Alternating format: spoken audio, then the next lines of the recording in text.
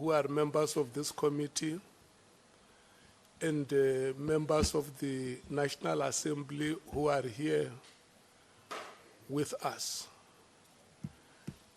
The members of the staff of Parliament, the legal team led by Advocate Arendse, the media, and members of the public. We are going to start with our proceedings. Let me start by ascertaining the presence of our members. Honorable Sangoni, Honorable Ntuli, or is coming. Honorable Nhlanhla, Honorable Sokanyile, Honorable Cameron, Honorable Breitenbach is back. Welcome back from the JSC. Honorable Skosana. The one who is entering is Honorable Ntuli. Honorable Nomvalo, Honorable Shongwe, Honorable Malema, Honorable Leanne Matthews. Present, Chair. Honorable Mwango, Honorable Sauls. Okay. Honorable Vessels, Honorable James. Thank you so much. I hope that Honorable Nomvalo, Skosana, and Shongwe will join us as we proceed. Honorable Pambo, we recognize your presence. Thank you so much. Let me take this opportunity and welcome you, National Police Commissioner, Major General Nhlanhla, Fannie Masemola, Tauyatswako, Khoshiaka. Honorable members, we have our second witness here, who is the leader of the institution of the SAPS.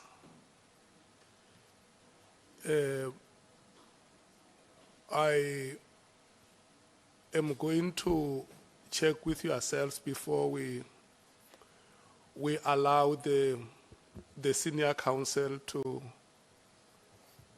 make an opening statement. Are you happy, honorable members, that Major General Masemola is properly served before you?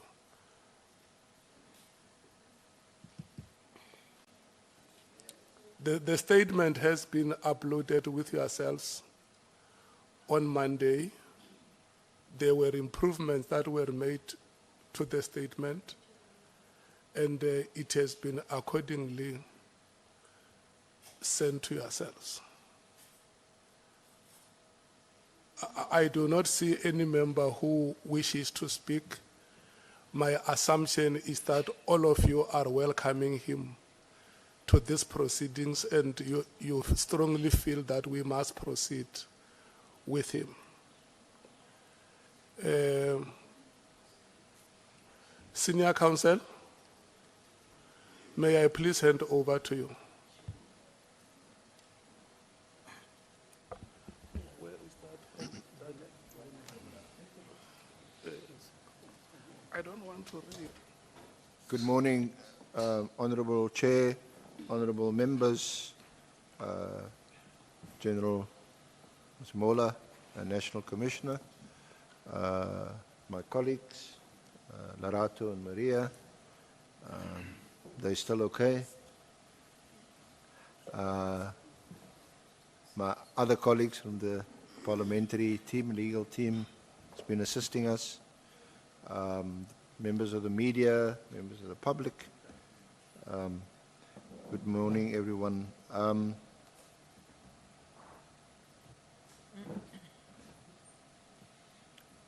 Honorable Chair, Yeah, before you, before you proceed, there is something that we must correct. You know, this ranks in the police is General Masemola, not Major General. I'm being corrected. You know, when you say Major General, I thought it was the highest rank. So the highest rank is General. So that is what he is. The appropriate title is General Masemola. Thank you so much. thank you, thank you, thank you, Chairperson, Honourable Chairperson. Chairperson, we had made an opening statement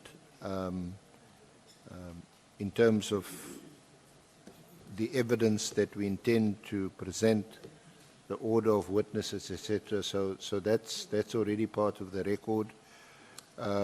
Just by way of opening, the statement, General Masemola's statement, was posted on SharePoint on Monday already.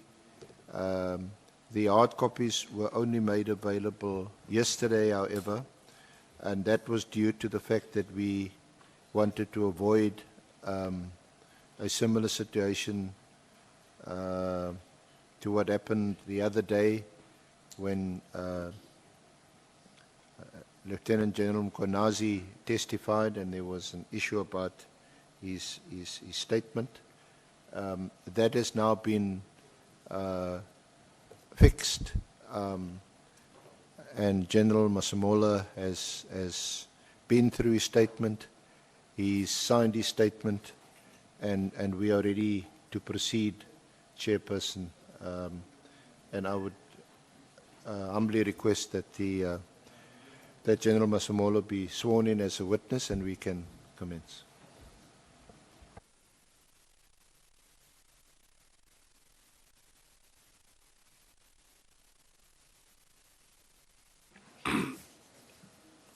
Okay. Thank you so much, Senior Counsel.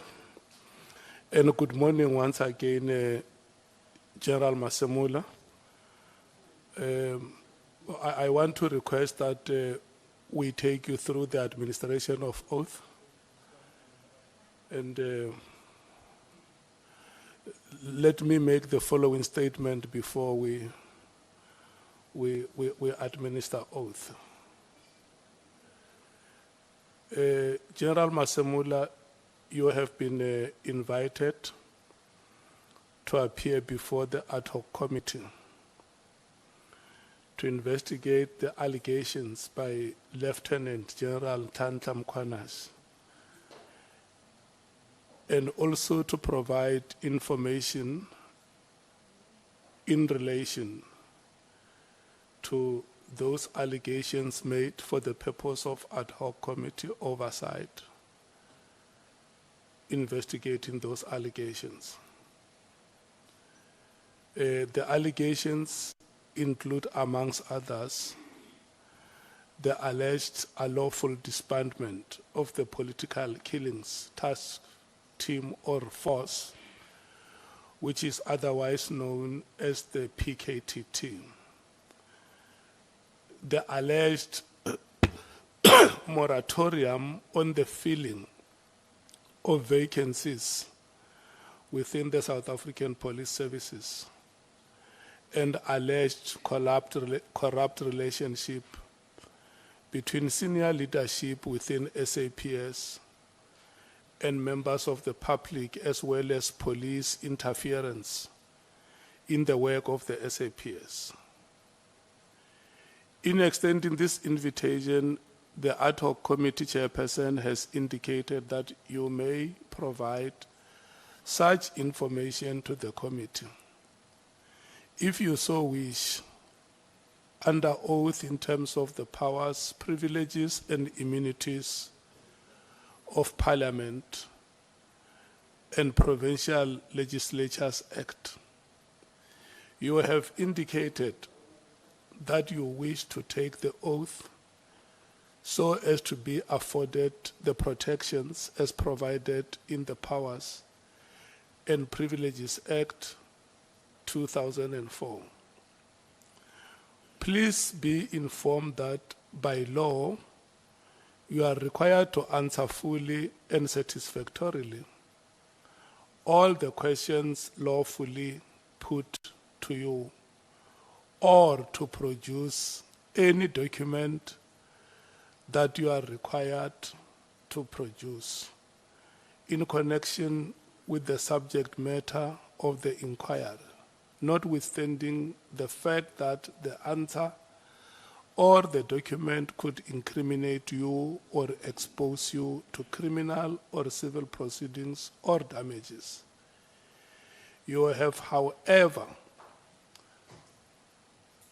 you are, however, protected in the evidence given under oath or affirmation before a house or a committee may not be used against you in any court or place outside Parliament, except in criminal proceedings concerning a charge of perjury or a charge relating to the evidence or document required in these proceedings.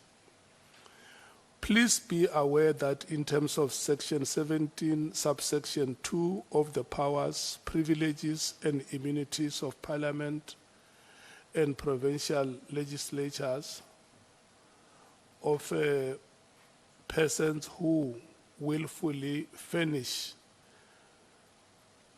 a house or a committee with information or makes a statement before it which is false or misleading, commits an offense and is liable to a fine or imprisonment for a period not exceeding 2 years. You are required to take an oath or affirm that the evidence you are about to give is truthful. You may choose to take oath or the affirmation. And General, I have already indicated here that you have you have elected to take oath. Is that correct? Good morning, Honorable Chair and members. No, I will elect to affirm, Honorable Chair. Okay. If you choose to affirm, then you will follow the following dictation. You will say your full names, and that you solemnly affirm that the evidence that you shall give shall be the truth, the whole truth, and nothing but the truth. I allow you to take the affirmation. I, Fannie Masemola, I affirm that the evidence that I shall give shall be the truth and only the truth and nothing else. I affirm so. Yeah. Thank you so much, General. Senior Counsel, I'm handing over to you. Thank you very much, Honourable Chair, honourable members. General, good morning again.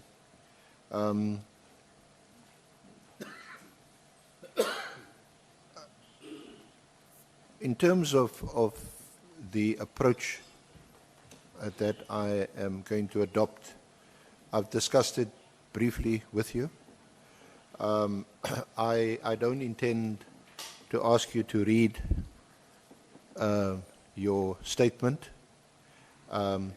You've obviously read your statement, and you've signed your statement, and you've made that available to the Honourable Committee, and in due course that statement will also become available to the media and to the public. It's a statement.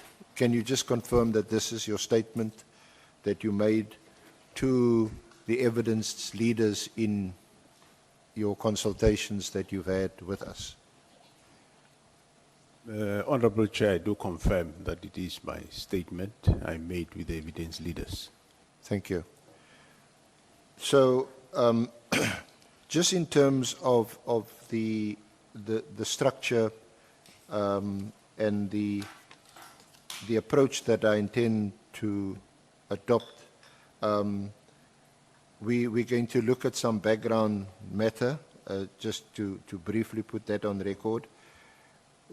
I then want to pause and just look at the structure of the SAPS and the constitutional responsibilities, especially between yourself and the minister.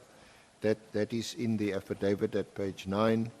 And then, of course, we will look at to one of the central aspects of this inquiry, the formation of the PKTT, the Political Killing Stars team, the performance of that team, your involvement, if any, with the team. Then we look at the minister's directive that calls for the immediate disestablishment of the team. We will then focus on an email that a Brigadier Letoko, who you are familiar with, General, Brigadier Letoko, in your office. Yeah, she does work in my office, Honorable Chair. So we'll then spend some time on that, because it's alleged that she had sent an email to Lieutenant General Sabia in relation to the directive. We will also discuss your meeting with the President, where the PKTT was discussed with him. Your meeting with the... Oh, Senior Counsel, the honourable member is struggling to hear you. So Chair, maybe if you can pull the mic towards him a little bit. I was struggling to hear him. thank you, Honourable Chair. Apologies, Honourable members. Is that a bit better? Let's just hold it there. Honourable Nhlanhla.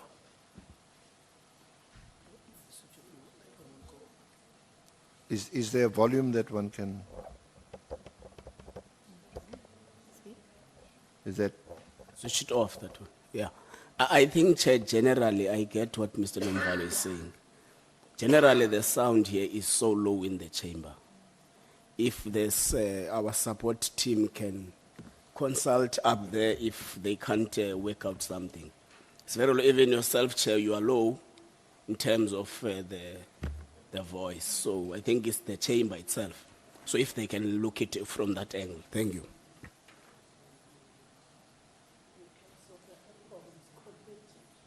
Yeah, we do need the aircon, but it is also quite loud. Can you hear me now? Must we switch off the aircon? Sorry? Okay. May I proceed, Honourable Chair? Thank you. Sorry, General. So we're just looking at the themes that we will focus on. The meeting that you attended on the 5th of March before the Police Committee, here in Parliament. The meeting the very next day, the 6th of March, where there was a presentation, Minister was also, there was a presentation on the winding down plans for the task team. We will spend some time looking at the Media 24 Tswani contract, the Medicare contract.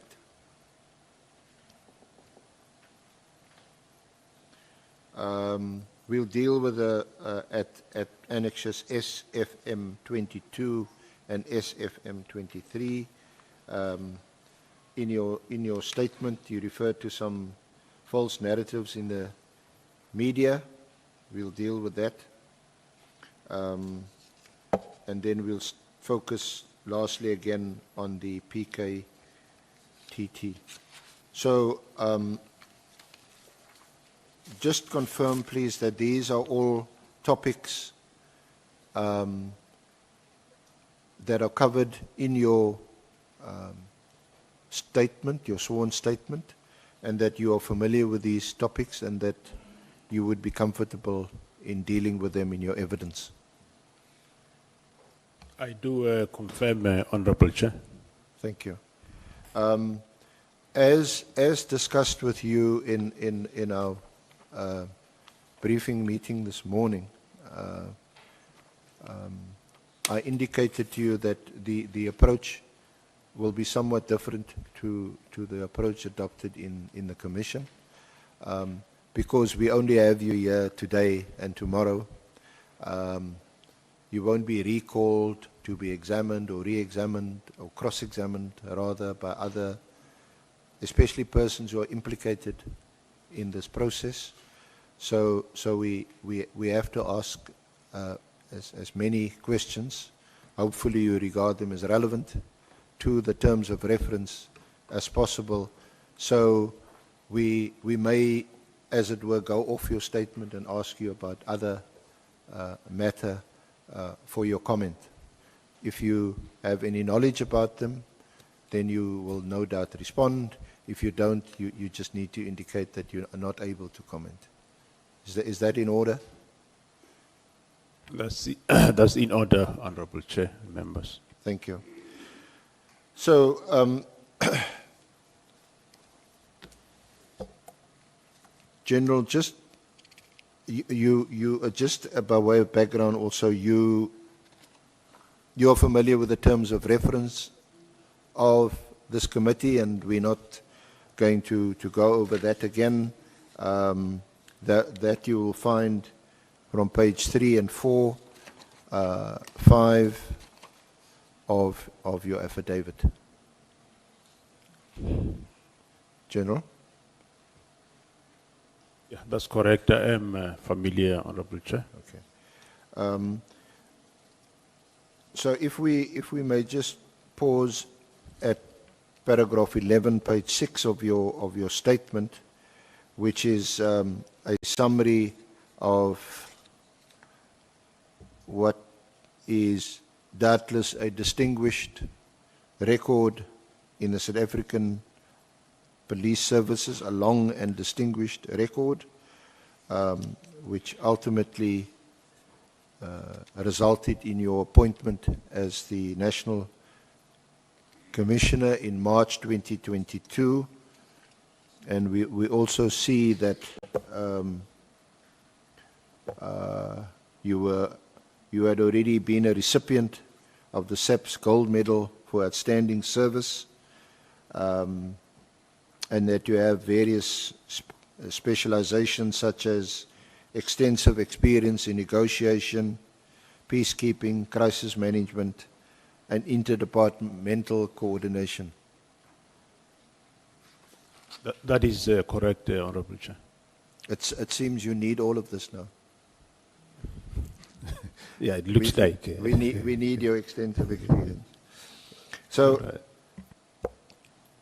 is there anything specific that you want to mention under that heading of your experience and your qualification that you want to add, or that you may want to elaborate upon? Thanks, Honorable Chair and members. I think, yeah, everything is clear. Well, I can summarily say I joined the police back in 1987, and I worked in various provinces, including Western Cape during the Pagat times. I worked in the Free State for quite long. I worked in Gauteng. I worked in KZN as unit commander, POP, and later I worked as national head of operations in Pretoria, head office. And I work as a deputy provincial commissioner in KwaZulu Natal for 10 years. I left in 2010 and work as a divisional commissioner for protection and security service from 2010 until 2011, and 5 months I worked as acting divisional commissioner for crime intelligence, and thereafter I worked as a deputy national commissioner for policing in 2012. In 2013 I went to Limpopo as a provincial commissioner, and in 2016, back to head office as a deputy national commissioner policing, and in 2022, 1st of April, as you say, then I was appointed as national commissioner of SAPS. Thanks, General. Honorable Chair, there's some...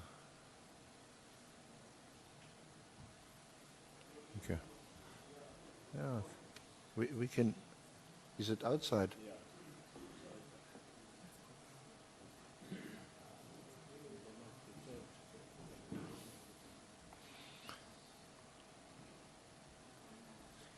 Thank you, General.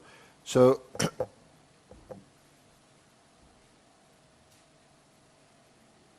just in terms of your experience having been appointed in March 2022, that would have been by our current president.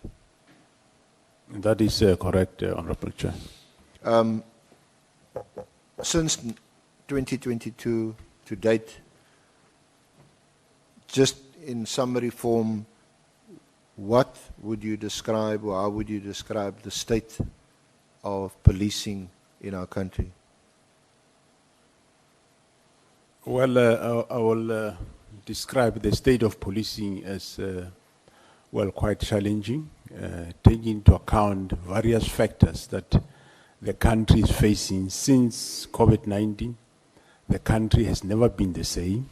There is a lot of unemployment, and that also brings the element of crime and new crime. And of course, most of the countries, they are looking for where they can look for gold or something to eat, and that South Africa unfortunately becomes a destination of choice. You recall a few years ago that South Africa as a country signed quite a number of treaties. We have a free protocol on movement, freedom of movement in Africa, AU. We have got also the protocol on freedom of movement in SADC, but that does not in practice mean people will move from here to north.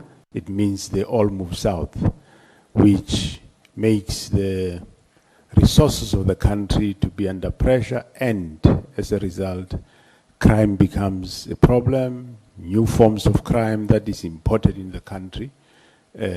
Policing is quite under pressure, and unfortunately, the society look for everything from police. They expect if a child don't go to school, it's a problem of police. If the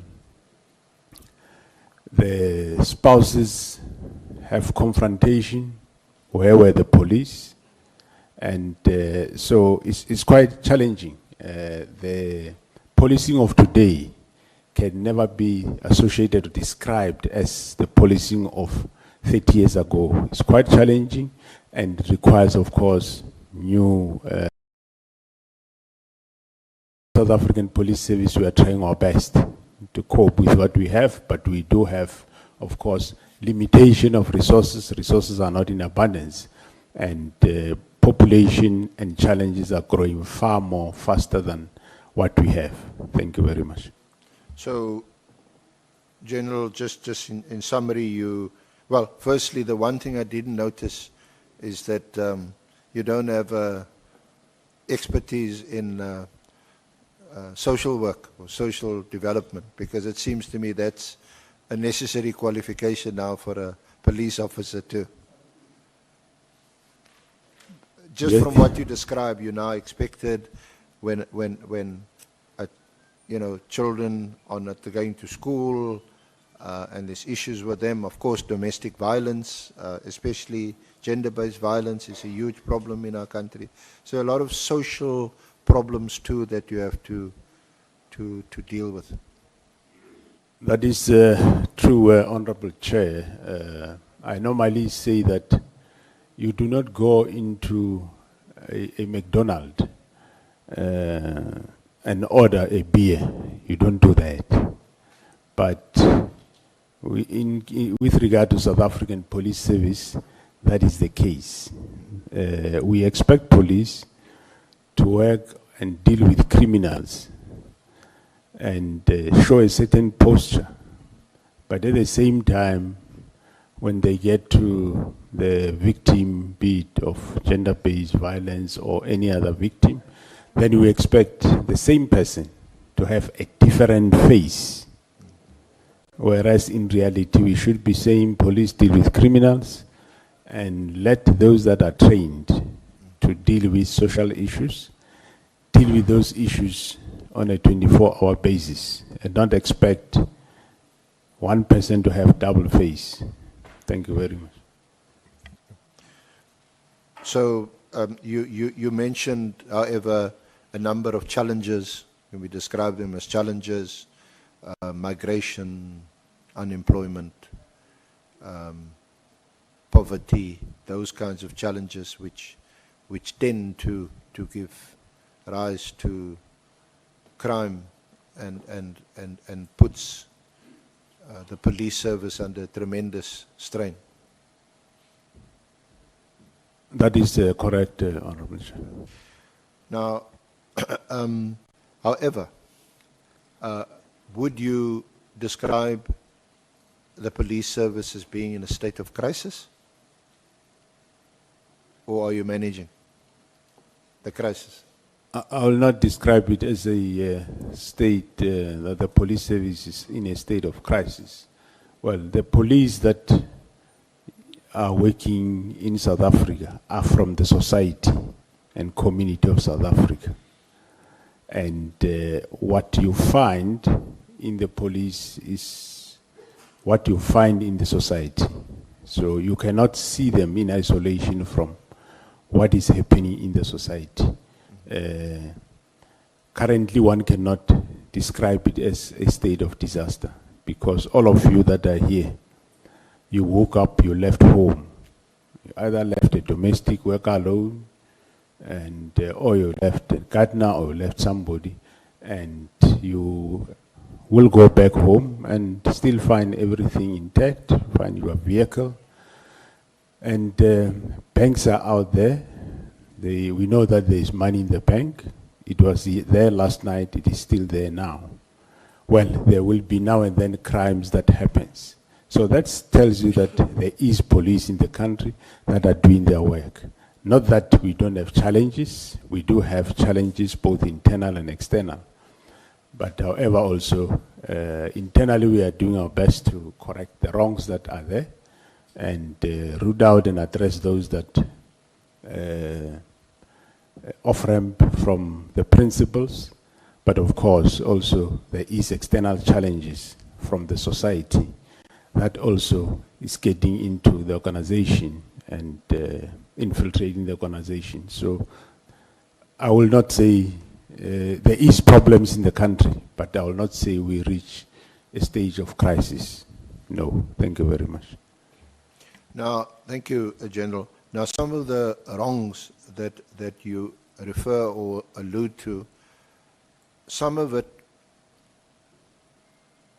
were manifested in a media briefing on the 6th of July by Lieutenant General Mkhwanazi.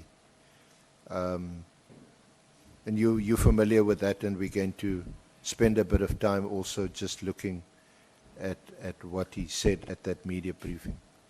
But he raised a number of issues there that has and has caused a lot of consternation amongst the public, people of our country, and they are concerned that if that is the state of the police, then they are worried. Your comment? Yeah, thanks. I'm aware, yes, of that press briefing, and yes, I'm also do acknowledge that, yes, those matters are worrying,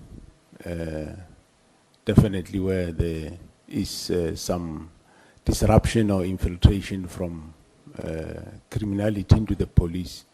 It is indeed matters that are worrying that needs to be rectified. I speak subject to correction, but I do recall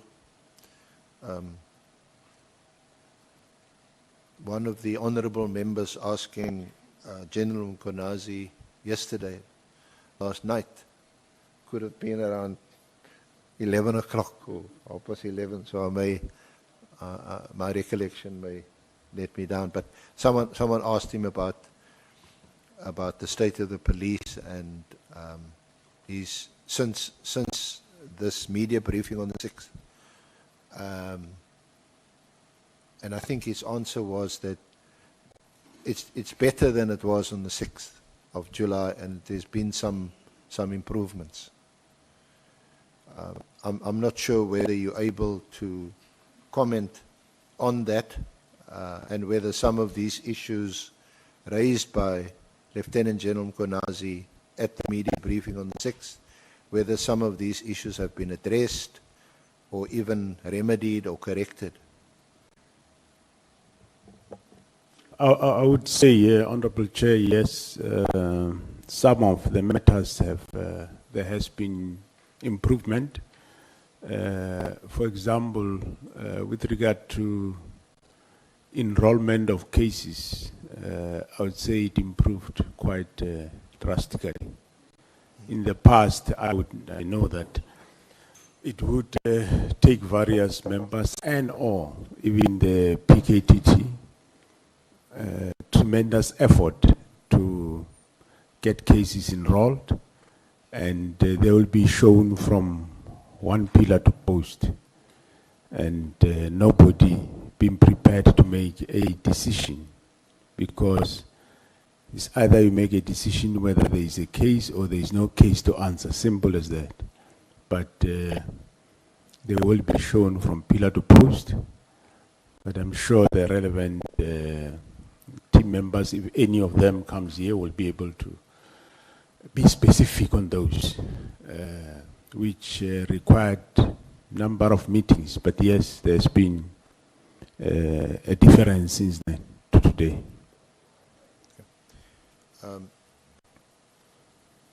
And I think, to be fair, I didn't hear Lieutenant General Kunazi say that that the police is in a state of crisis, certainly not in a crisis of a nature that we can't fix. He said very clearly that by and large things still work. Police still do their work. There's a lot of, I think as he described them, good men and women in the force doing an honest day's work, and that seems to accord with what you said earlier, is that things are working. Yeah, no, it's true, Honorable Chair. As I said, yes, there are problems. We agree in the police, and we are trying our best to fix them. But we need support of everyone. We need support of the executive. We need support of parliamentarians. We need support of society. But of course, the practice is when you try to fix problems in the police, and people will run all over and involve yourself as members of parliament, involve other people, the executive, twisting facts and making facts to sound as if they are being victimized. And as a result, that disrupt the whole process of fixing or overhauling certain areas. So that, unfortunately, is what continues to repeat itself. Not that we are not doing anything as management of SAPS. We do attend to the problems. If I may be specific, let's say problems of crime intelligence. We were trying to fix them. With the former minister, Kele, I must say, we had a plan on how to fix it.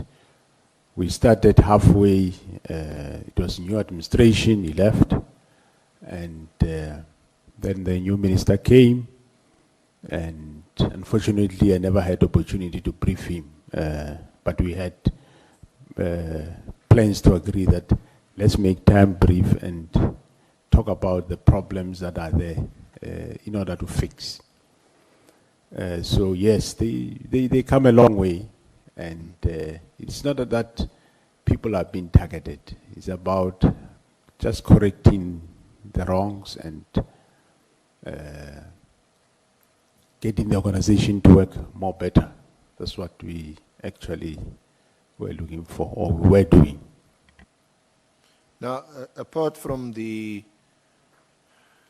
social and other ills that we have in our country, which impact on the police service, we also worryingly hear and read about and hear from Lieutenant General Mkhwanazi that there are problems in the upper echelons, higher echelons of the service, which we will discuss.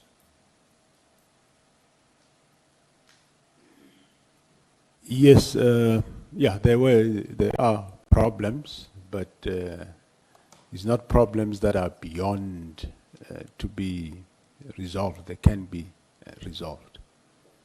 Yeah, no, I think we all happy to hear that they're not unsolvable or irresolvable, and that we can fix them.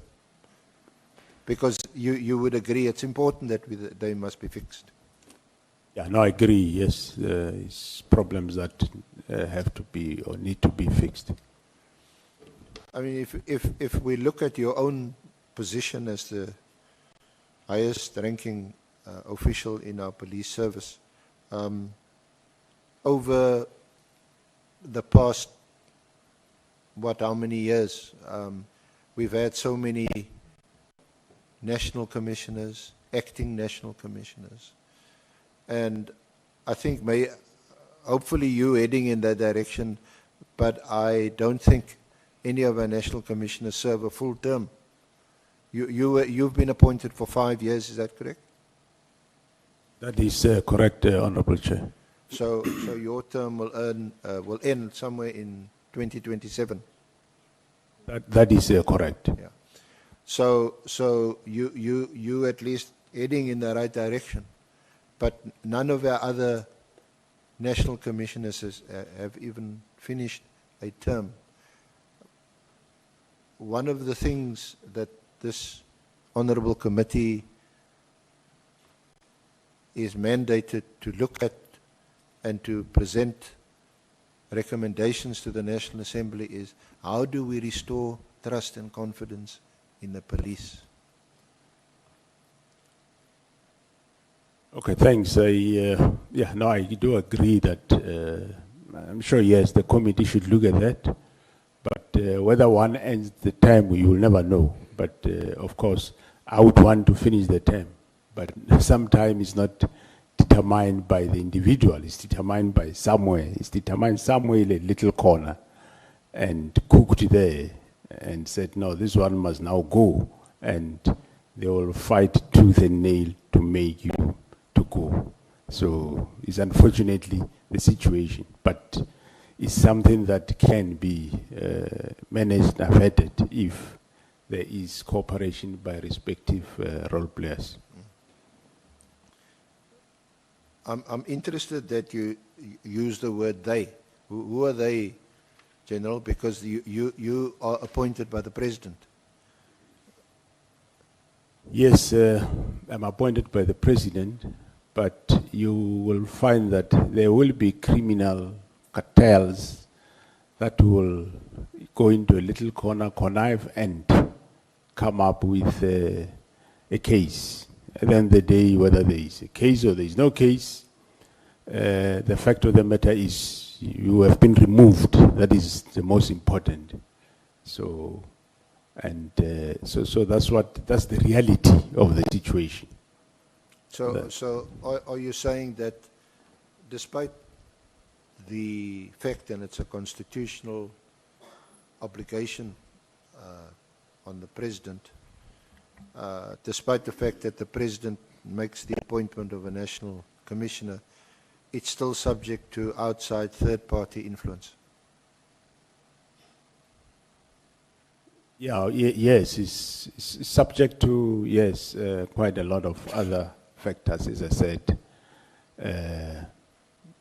The President appoints the National Commissioner and you do the work, but there will be outside parallel structures that would want to take charge of the National Commissioner. If they can't, they will find ways of seeing how then can we remove him and replace him.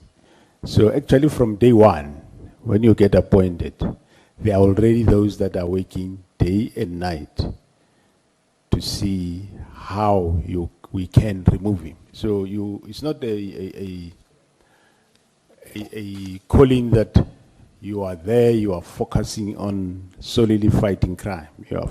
You are fighting crime, but you are also distracted on the sides. There is many plans day and night that are being concocted on how can we get rid of him. They've got ulterior motives, and if they can't get what they want, they'll always keep planning. If a plan fails, they'll go for plan B, so it continues. Or plan C or D, whatever. That's how it happens. So, does this take place within the police? Or is it both inside the force or the service and outside? Or is there a combination or a correlation between the two? Yeah, it's mostly a combination of external and there might be some few inside. So that's how it happens. Because it seems to be alleged by Lieutenant General Kunazi that this is the case. The infiltration of the police service and of other sectors of our society, even the judiciary claims, correctional services, the magistracy, that there's this attempt to influence the direction in which the police should go or must go. Yeah, no, Do you identify with that allegation? Yeah, some of them I heard of them, but I know that it's not a sweeping statement to say everybody in the JCP justice cluster or judiciary. No, it will be certain figures that in all areas, be it within the judiciary, some, and even in the criminal justice system, it's not everybody. It will be some few individuals that will come together and do.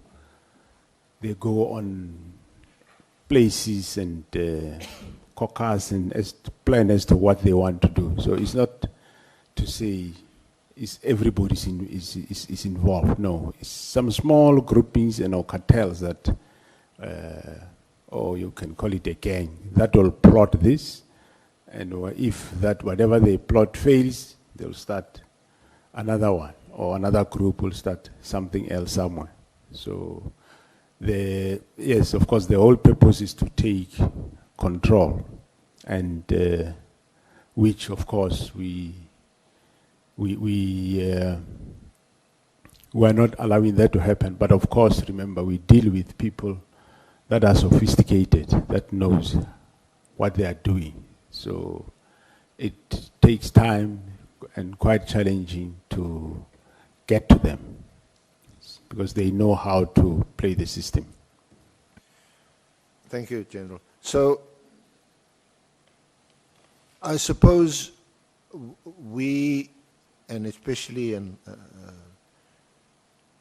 this honorable committee, in terms of their mandate and in terms of what they need to propose to the National Assembly, they can only do what they can do. Now, one of the issues raised by Lieutenant General Kunazi, and which this honorable committee can perhaps give guidance to the National Assembly on how to fix it, is a statement that a big problem in the police is the mechanisms of appointment of high-ranking police officials, that there doesn't appear to be an alignment in the way high-ranking officials, and I'm going to take you to some specific provisions, and that this causes a conflict and could well be the reason that you have some of these issues that have arisen, especially in relation to the allegations that he makes. I mean, the one, I think, fairly obvious allegation he makes is that when people are appointed in the police, just generally speaking, they are not properly vetted. People join the force for various reasons, sometimes only because they need a job. There's unemployment. Other people join because they've got ulterior motives to get into the police. Other people join because there's nepotism. There's all kinds of reasons other than what he says are the right reasons, certainly why he joined the police, and that is to serve his country. So perhaps just that first comment about the sort of proper due diligence and vetting of individuals joining the police. Are you satisfied that proper procedures and processes are being followed to make sure that we have the right caliber of person becoming a police officer in this country? Yeah, I think we are doing our best, but I will not say yes, all of them are vetted. Let me put it in this fashion. For quite some time, the division that is responsible for doing this function, that is vetting, that is crime intelligence. Well, people planned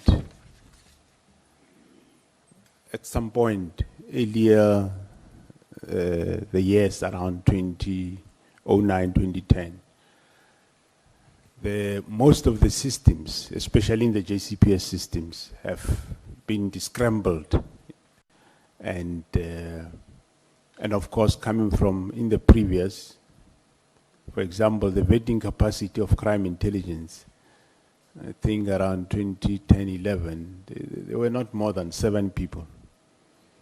And if you take 7 people against, well, at some point the police service was 200,000, surely you can see that the plan is for sure that they can't really touch anywhere. And we have since increased the number, but of course they are not yet at the right number. At least we increased the number to vet, but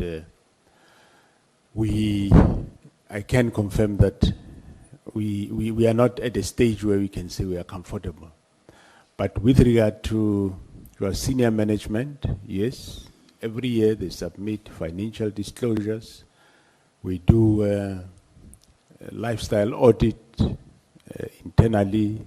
Where there are red flags, we investigate them, and we identify risks.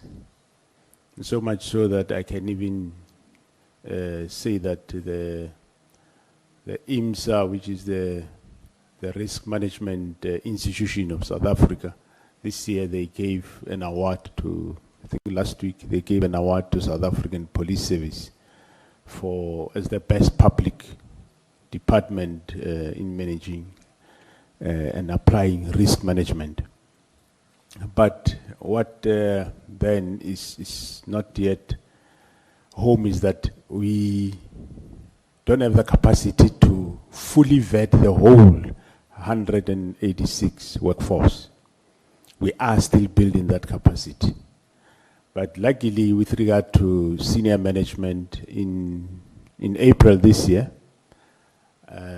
in as much as we have internally done our own lifestyle audit, I approached the SIU, Special Investigation Unit, and they do have a capacity. I said, no, come and vet us so that we can be vetted by an independent body, not that I undermine the internal, but it's best to have it done externally. And we had various meetings, and they will soon be about to start. We have cleared all the shortfalls or problems that were on the way, and there will be vetting. The senior management is about 840 or so. So they will start there. By myself, all the deputies going down, vetting everyone, auditing everyone. So that's what is coming now, which is independent than what we were doing ourselves. And the crime intelligence capacity, we increased last year or 2 years ago, we gave them 300 people. Last year we gave them, I think, another 600 and 1,000 this year. So, and we also said boost the vetting capacity so that at the end of the day, we can be able to vet everyone. But for now, the SIU, they are going to concentrate, as I said, on the senior management. From there are areas that we have identified, your financial directorate, supply chain directorate, your port of entries. So there are areas that we identified which they will, after senior management, go in there. I think we're pleased to hear that, General, especially about the lifestyle audits of senior management, because it's an obvious start that we need to make to ascertain whether or not, quite simply, people are living beyond their means. You're not in agreement? I am in agreement, Honorable Chair, that yes, that will also look at everyone and see whether nobody live beyond his means. with regardless of who you are. So that's the right thing to do. Except that, how do you do a lifestyle audit of members of the force who are involved in covert intelligence, in covert activities? And some of them, for the activities, they say, no, they must drive a Lamborghini or a Ferrari or live in a lovely house as a front or as a cover for the work that they do. Or is there a special unit that would be able to do those lifestyle audits? We do have members of the Auditor General South Africa that audit that environment. So now when we involve the SIU also, there will be those of them that obviously we will vet them, and after we vet them, then we'll allow them to get into that environment, understand it, and then be able to vet those. There will be nothing. There will be no limitations. Nothing wrong. If you do your work, you do your work, but they will be able to do the lifestyle audit. Thank you. Now, I just want to spend some few minutes on the structure of the police and in particular management, and get to this point made by Lieutenant General Kunazi about how this creates a tension or a conflict in upper management. Now, if you could just confirm for me that you have appointed, is it Mosekile? Mosekile, M-I-S-O-K-I-L-E, was your head of uniform policing? It's a Musekidi. Okay. And then you've appointed Lieutenant General Sabir as the head of the detectives. That's correct. But does he, and under that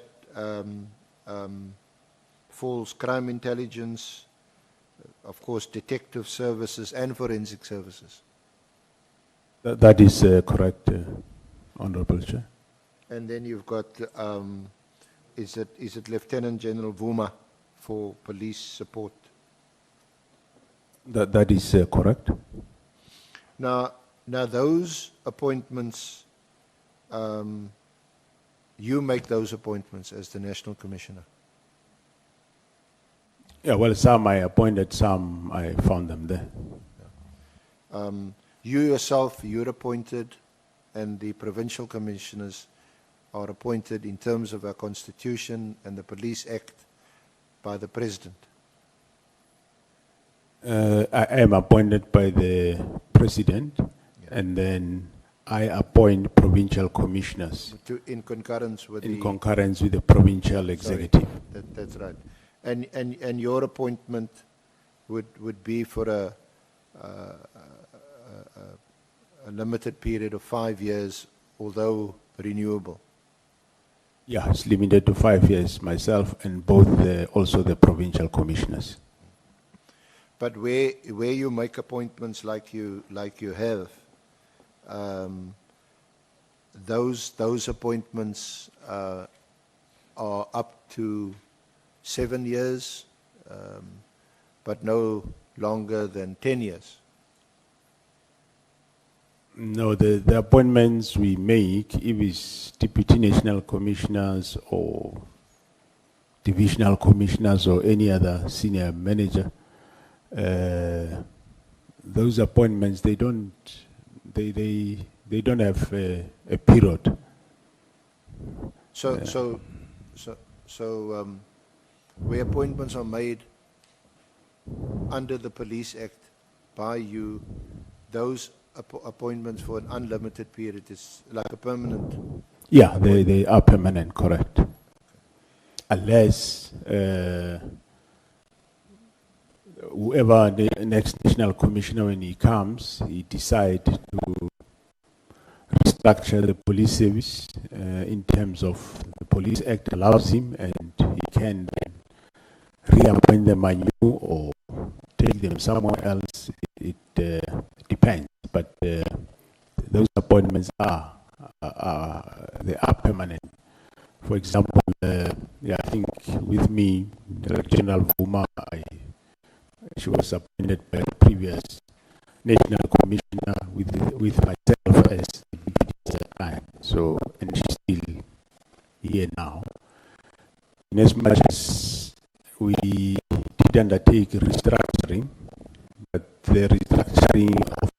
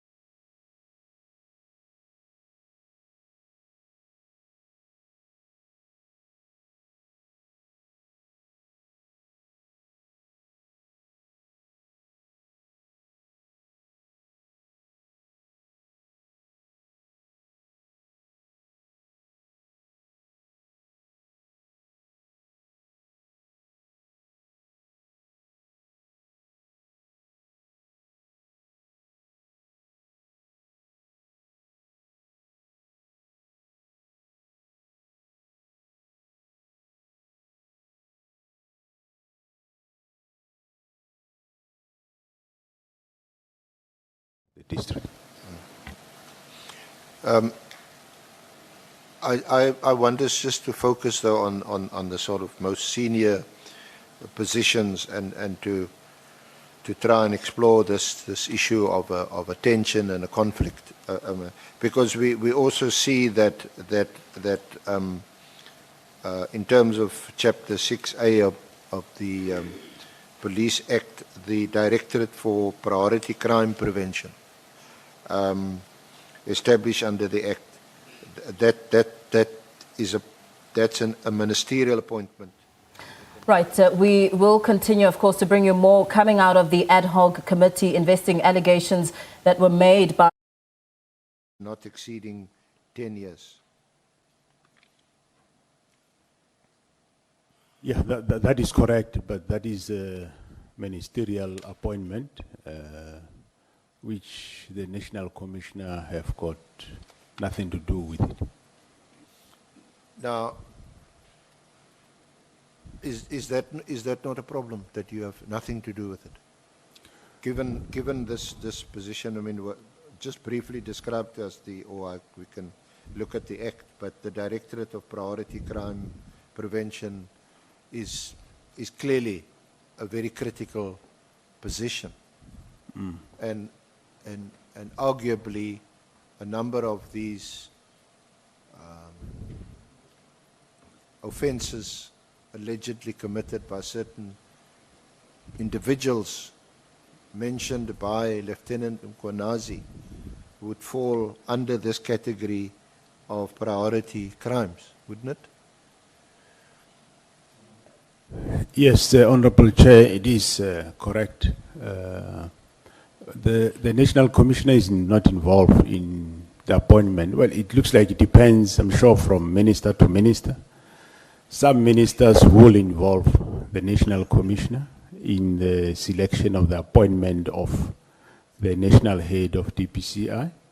Some will choose not to involve the National Commissioner. So it looks like it's a prerogative of the minister. However, yes, National Commissioner is the accounting officer for the whole department. But the legislation do allow do dictate that the national head of DPCI reports to the minister, and the national commissioner is responsible for administrative support. In other words, budget-wise, I provide, and he will manage the budget and the resources. And determination of posts, he will finalize that with the minister, and on this side, I do provide only support. And if there is insufficient funds, well, there is nothing I can do. But the challenge with this type of configuration is that you are partially accounting for something.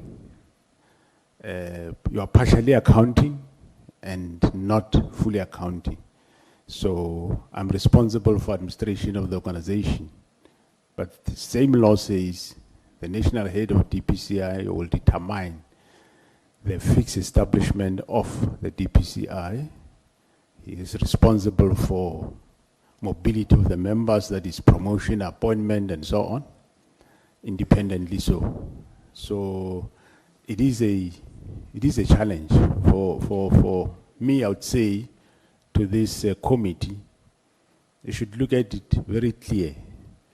It's either you have a bread, you can't have half a bread, or at some point you don't know how to manage this. It creates management problems, because at some point I will have a viewpoint on a specific matter, and the national head of DPCI, he will see it differently, and it becomes an impasse and a problem. So I think the legislature should decide. DPCI is part of SAPS, managed under the SAPS by the National Commissioner, or they are out, they are there independent, and they are managing themselves separately given the separate budget. If I can give you practical challenges, every year we allocate budget.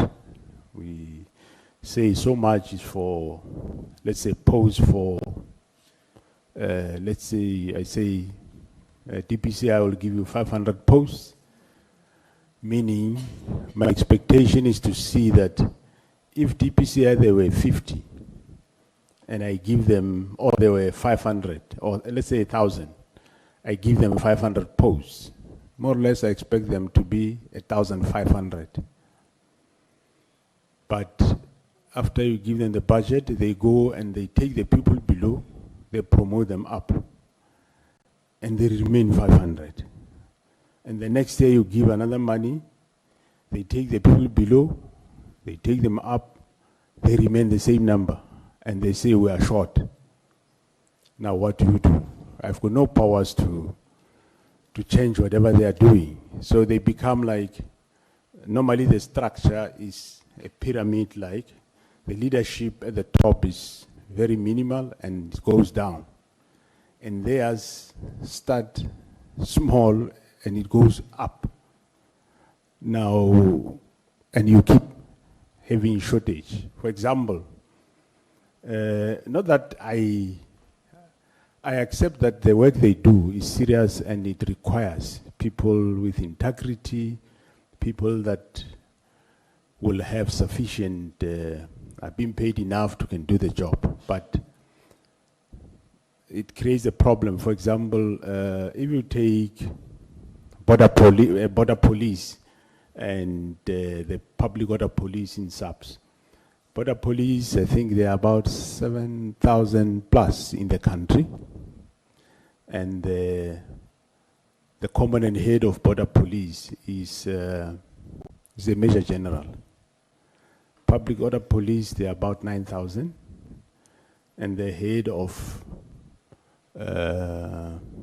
public order police, the commandant head, is a Major General. The DPCI, they are about 2,008 or 3,000. And the national head of DPCI is a Lieutenant General. So that is equivalent to a deputy national commissioner, because the law says he must be created equivalent to a deputy national commissioner. Actually, the most senior deputy national commissioner. In other words, even when he gets appointed, he must be paid at the level of a senior deputy national commissioner. And you have a deputy national head who's also a lieutenant general, and you have a divisional commissioner who's also a lieutenant general. And you have about 2.8 or 3,000. Compare that with 9,000 and a level 14 major general. So it's those things that one says, I'm sure they need to be a relook. I'm not saying they shouldn't be compensated well. Well, they are being given an allowance, and as of 1st of October, myself and Minister, we approved a detective investigator allowance for our general detectives, including the DPCI. They're going to also benefit out of that. But the problem here is, yes, how it is managed, it creates a problem. Thank you. So you acknowledge and accept that this whole, our current system does cause tensions, and you've described some examples. Yeah, no, I do acknowledge. One school of thought also says that the national commissioner and the 9 provincial commissioners, well, the law says so, that the national commissioner and the 9 provincial commissioners form a board of commissioners. And then, of course, we have got members of the service, and the national commissioner then, in terms of certain proclamations, appoint deputy national commissioners, appoint divisional commissioners, and all other ranks going on. So there is 2 different school of thought to say, no, there should only then be, the senior ranks in SAPS should only be the national commissioner and the provincial commissioner. And then everybody else should be lower ranks. So, but also another school of thought says the national commissioner can organize and reorganize the service, and in order to manage, you can establish certain ranks. Hence, we have the deputy national commissioners and the divisional commissioners. So it's an area that was never interrogated quite thoroughly, because of course, the whole police service, you can't have national commissioner and the 9 provincial commissioners alone. But at the same time, you can't have the national commissioner alone at head office managing the police service. Otherwise, how are you going to deal with all these other facets? Hence, the necessity to have the other lieutenant generals managing certain groupings of divisions. Yeah, so for example, attention clearly is where the head of the Hawks, appointed by the minister, and you've described how that creates problems in terms of even building capacity within the Hawks. It's a decision taken by the head of the Hawks, appointed by the minister. You've described the problem with the ranks and seniority, and it's something that Lieutenant Kunazi touched on. For example, even though he's a lieutenant general, and Sabia is also a lieutenant general, you know, he would expect Lieutenant General Sabia to respect him as a more senior officer in the police service. But even it seems worse for Lieutenant General Kunazi is that here is a person who's been appointed not in terms of the Constitution, but in terms of the Police Act. Sabia is now head of detectives, head of forensics, and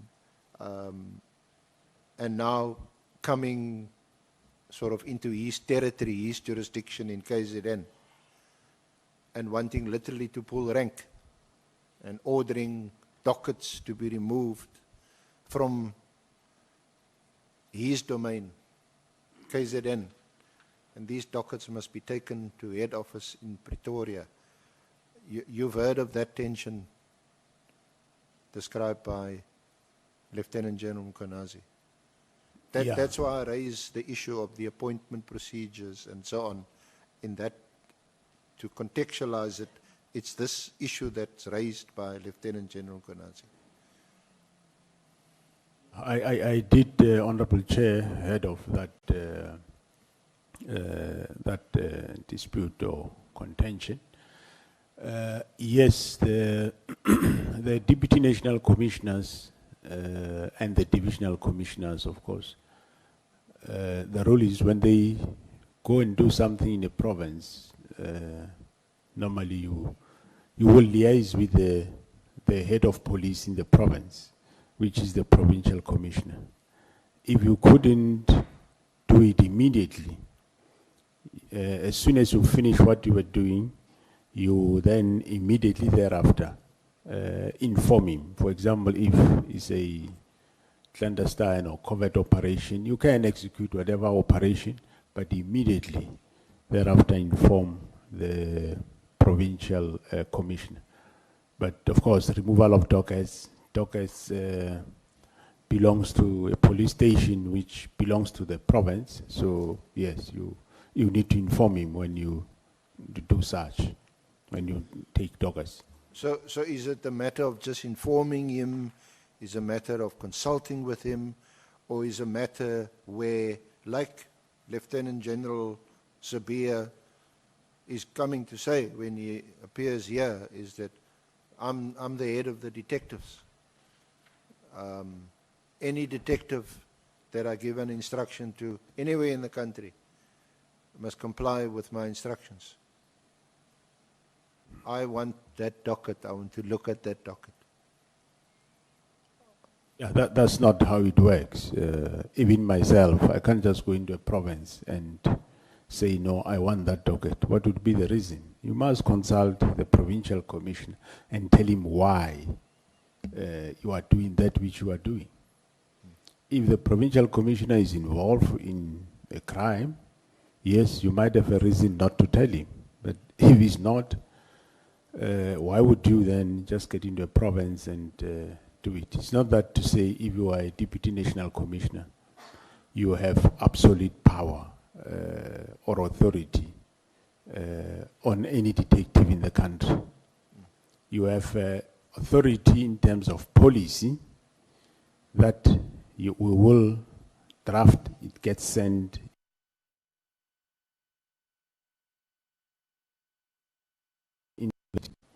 It is implemented by the provincial commissioner down there.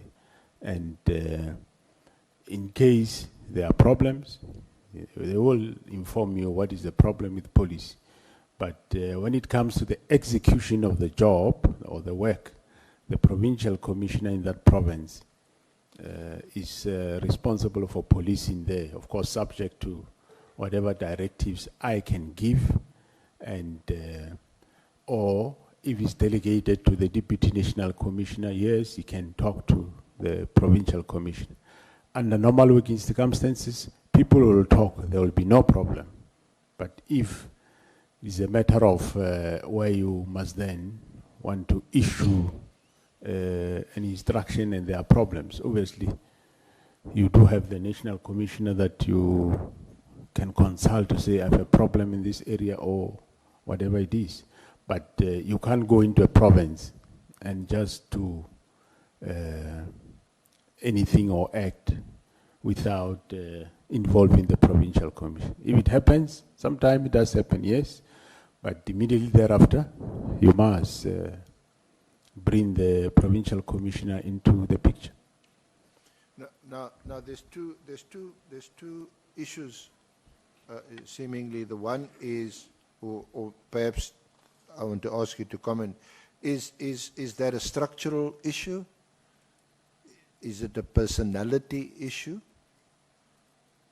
Or is it an issue?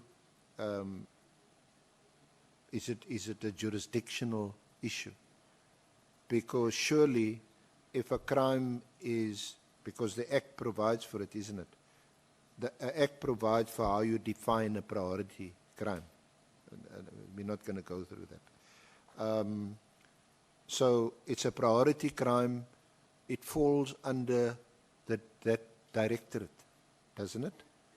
Irrespective of whether that crime was committed in any part of the country. That is correct. A priority crime, yes, it will be a prioritized wherever, doesn't matter which area of the country it happens. And when it comes to the legally priority crimes, of course, that's where we have the DPCI, which is responsible for investigating priority crimes. And it is that head of the DPCI that can declare a specific crime as a priority crime. But generally, crimes that myself and the general police prioritize, there's nothing wrong in that. We can do it anywhere in the country. The structure of the organization is like is a matrix structure. So there are areas where you, for example, the head of DPCI do talk to me, do report certain things to me, but he have got a fixed reporting line with the Minister of Police, and hence the provincial commissioners also reports to me. But under normal circumstances, when people do not have any personalities, they will talk to the deputies. There will definitely not be a crime. It's not the first time that there is a deputy national commissioner and there is provincial commissioner. It has been there all along. And I operated in that seat for, I think, over 10 years. And I never had this type of problems. So I would say it's a personality probably issue. So it's something that can work if people are working together. Yeah, unfortunately, you can't legislate or prescribe personality issues. But what you can do is to try and avoid those clashes by making sure that the procedures are prescribed and must be followed. In other words, if a procedure is prescribed, stay in your lane. This is what you do, this is what I do. But we're not going to resolve the personality issues today. The problem, isn't it, also that priority crime, the Hawks, they have provincial offices and they have heads in those provinces. It is correct, they do. And those heads report to the director of priority crimes, the head of the Hawks. That is correct, Honorable Chair. And the provincial directors account to the head of the Hawks. They don't account, say for example, if a priority crime in KZN, that director is not going to account to the provincial commissioner of KZN. Yeah, that's correct. But he will attend meetings of the provincial commissioner. He will report whatever he wants to report. And some of the matters he might not report. He will only report to the national head of the DPCI. So in this case, in this specific instance of the dockets, the 121 PKTT dockets, where the head of priority crimes instructs that provincial director to remove the dockets from KZN and take it to Pretoria. Why would there be a problem with such an instruction, or would you expect that provincial director to consult still with the provincial commissioner of KZN, because that docket is now going to be removed from KZN and taken to Gauteng? Yeah, the provincial head of the DPCI, of course, as I said, the national head of DPCI is empowered in terms of law to declare which crimes are priorities. So But when he can, once he have declared, he can, national head can talk to the provincial commissioner to say, I want this following case dockets through him directly, or he can, through the provincial head of the DPCI, ask or inform the provincial commissioner that such and such a cases are required by the national head of DPCI. But of course, in this scenario also, I must be fair to you and also make sure that I get my facts straight. Sabia is not the head of priority crimes.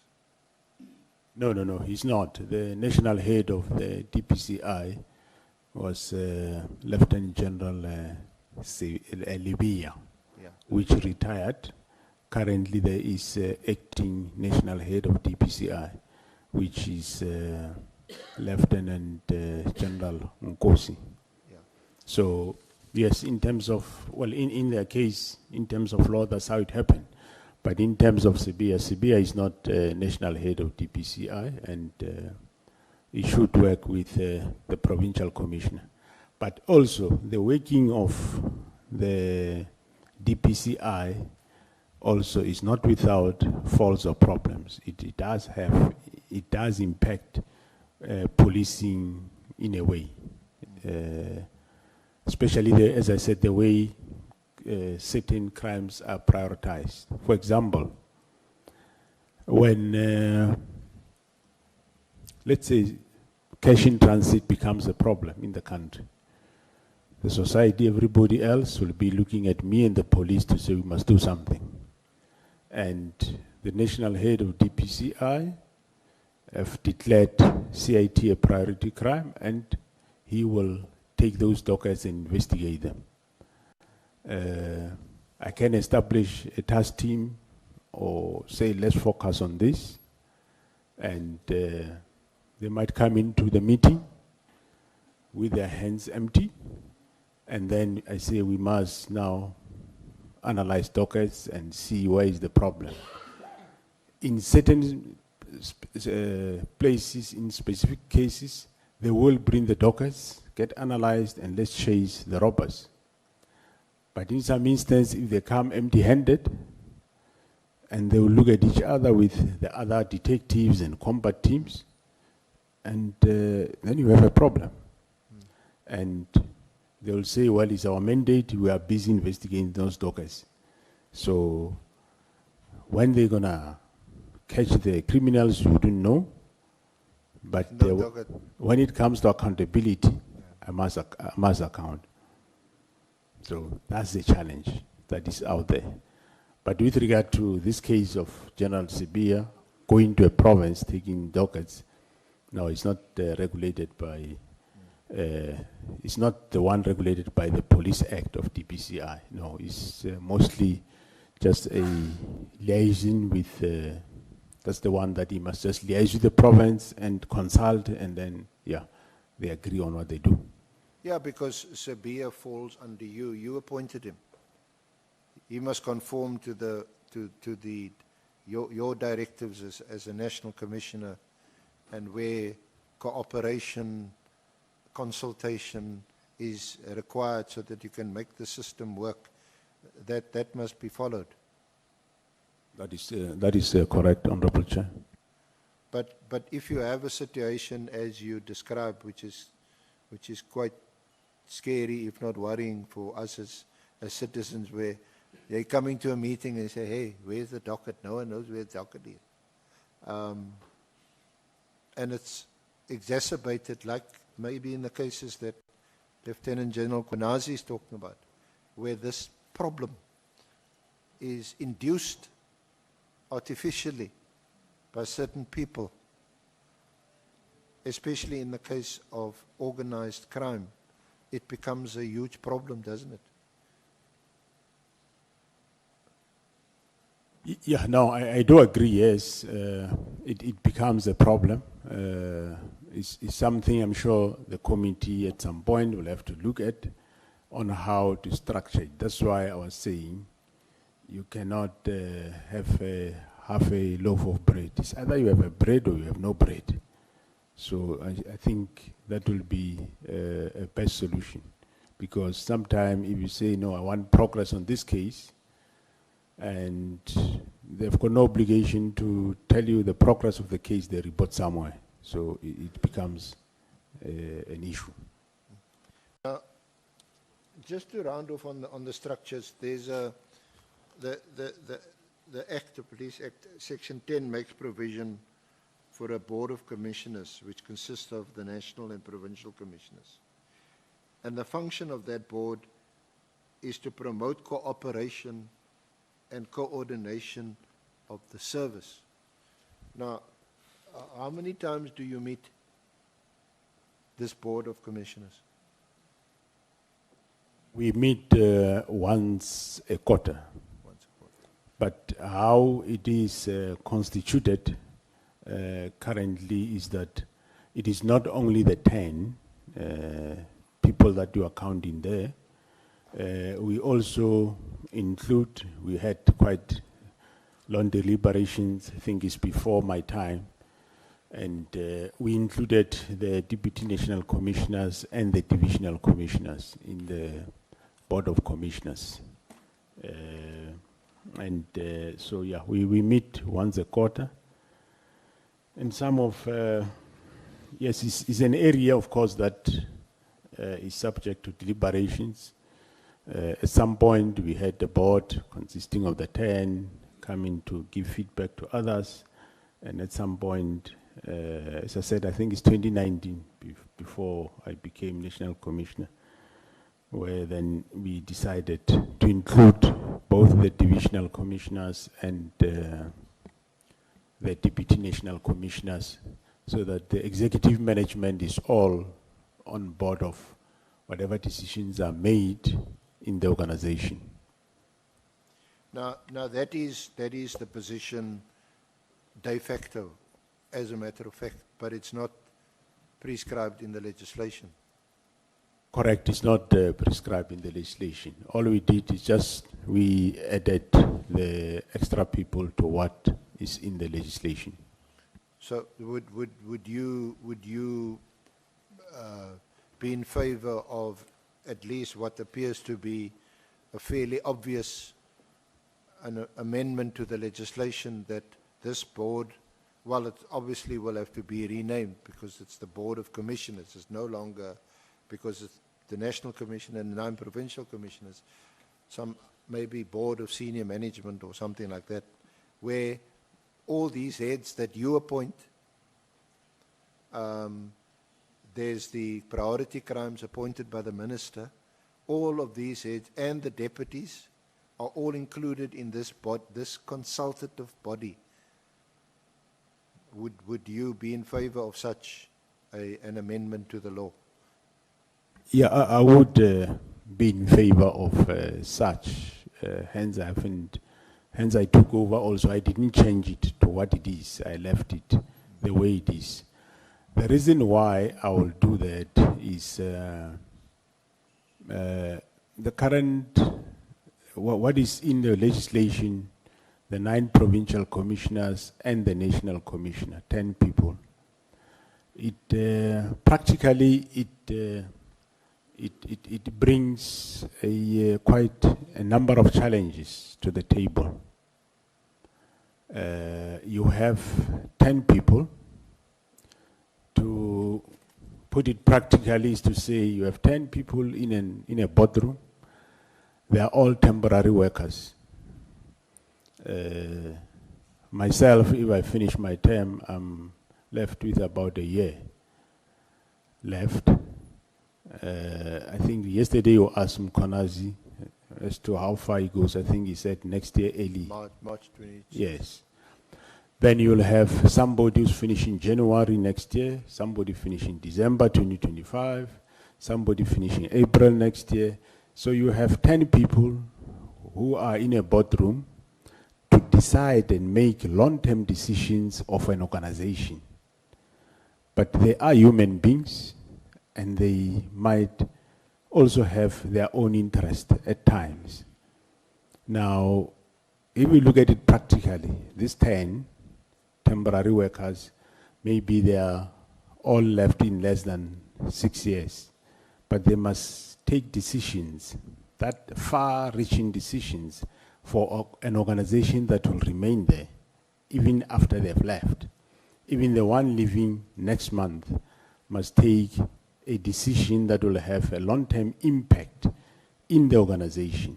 So that's what motivated the idea that let's involve people that will have at least carry forward the memory lane, have a brain, that have a memory book of the organization going forward. That's what motivated that.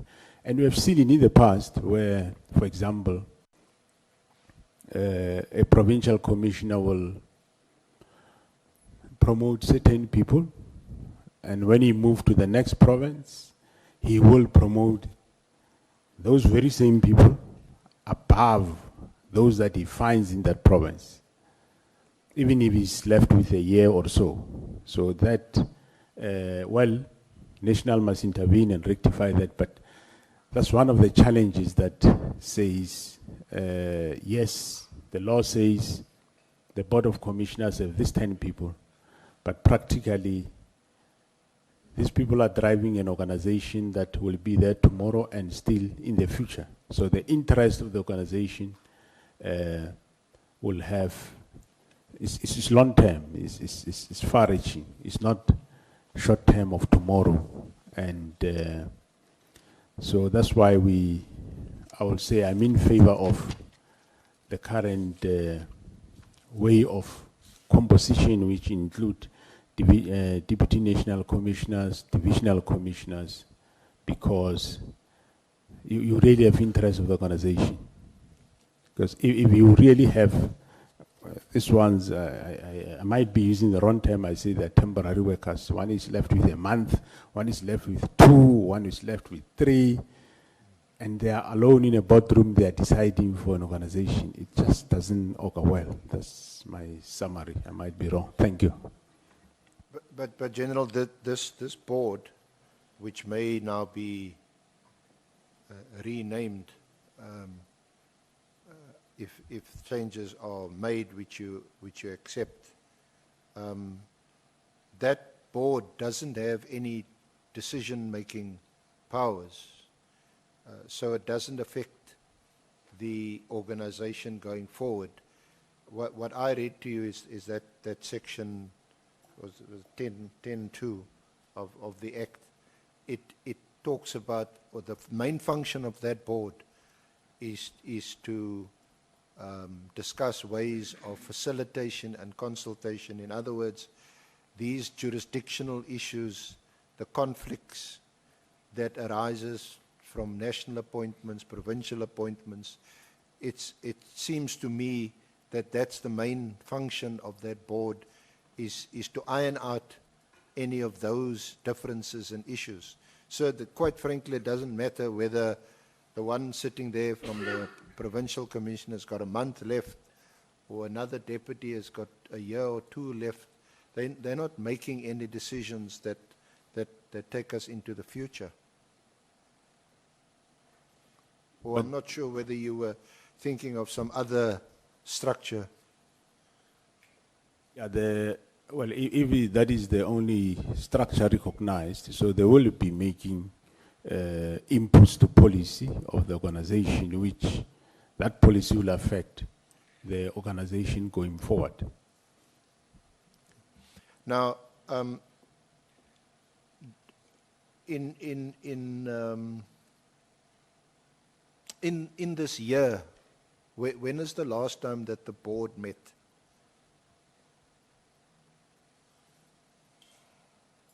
Yeah, I can't remember, but it must be somewhere in May, June, I'm sure, somewhere there.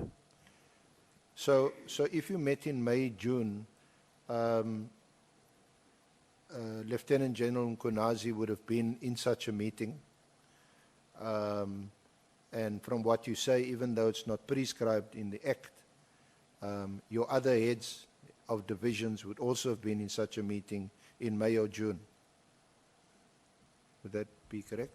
Yeah, that's correct. Yeah, he would have been in such a meeting, yes. So the issues raised by General Kunazi in July on the 6th, were any of those issues raised or touched upon in this Board of Commissioners meeting? If so, why were they not raised? They clearly issues of national importance, great importance to all of us. Yeah, no, well, I'm sure he can answer that, but no, they were not raised, as far as I remember.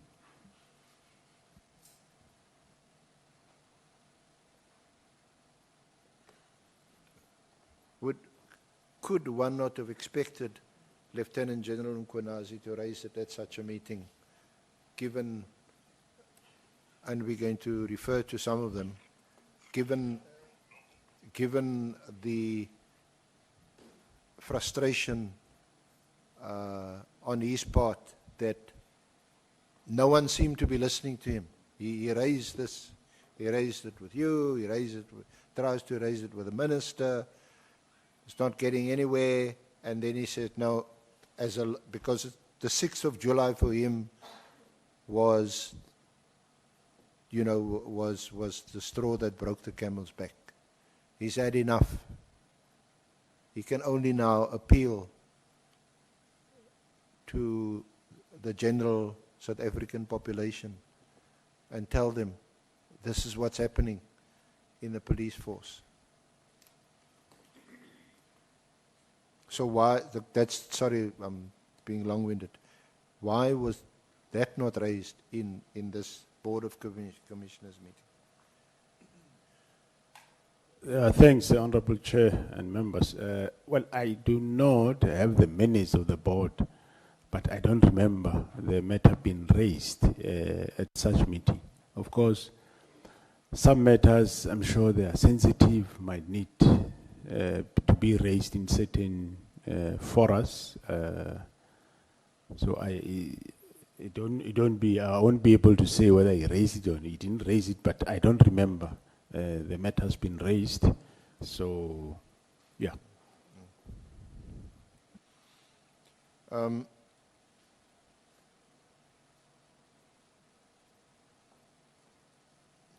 Did you know that? Or let me ask you a more friendly question. You know Lieutenant General Kunazi, you know him quite well.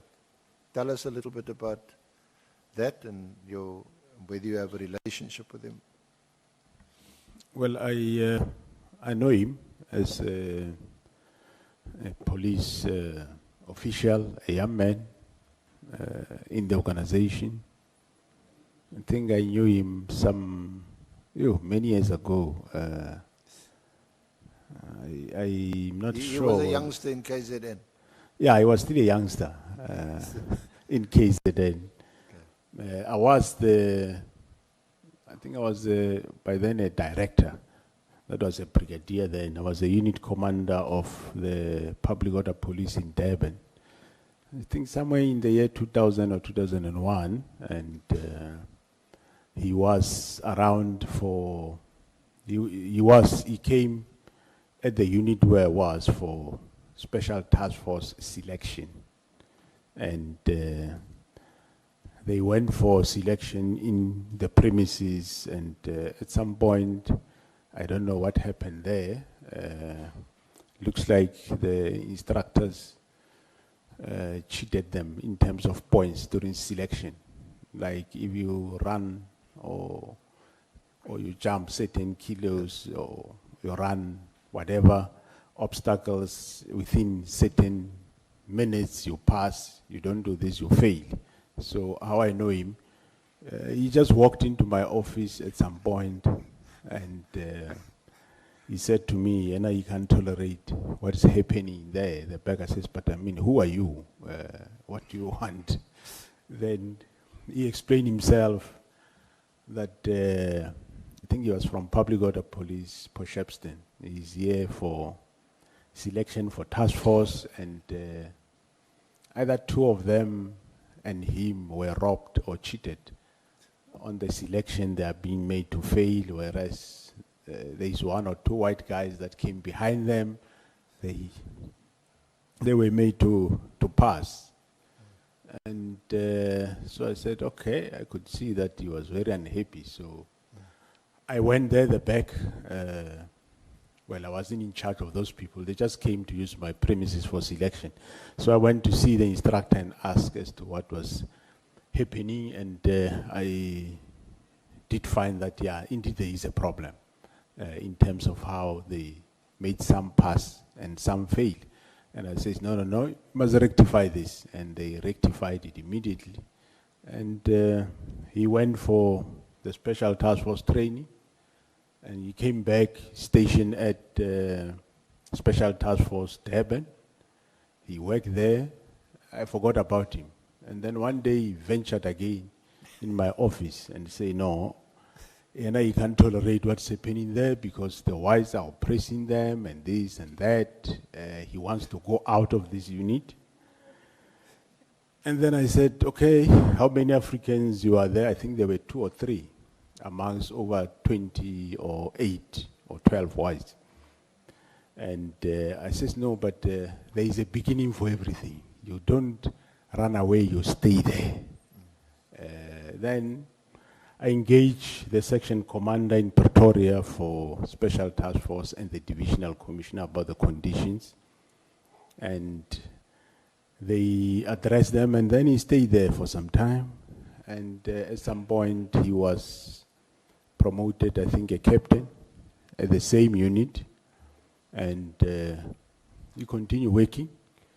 And later, I think he was promoted. I don't know whether he was promoted. He became a lieutenant colonel. I'm not sure, but I suspect he might have moved from captain to colonel. Appointed commander of Special Task Force in Pretoria, and he went Pretoria. He worked there. And at some point, he came to say, no, he's tired of this discrimination. He wants out of this thing. And again, I said, but there should be black people in Special Task Force, and there is always a start.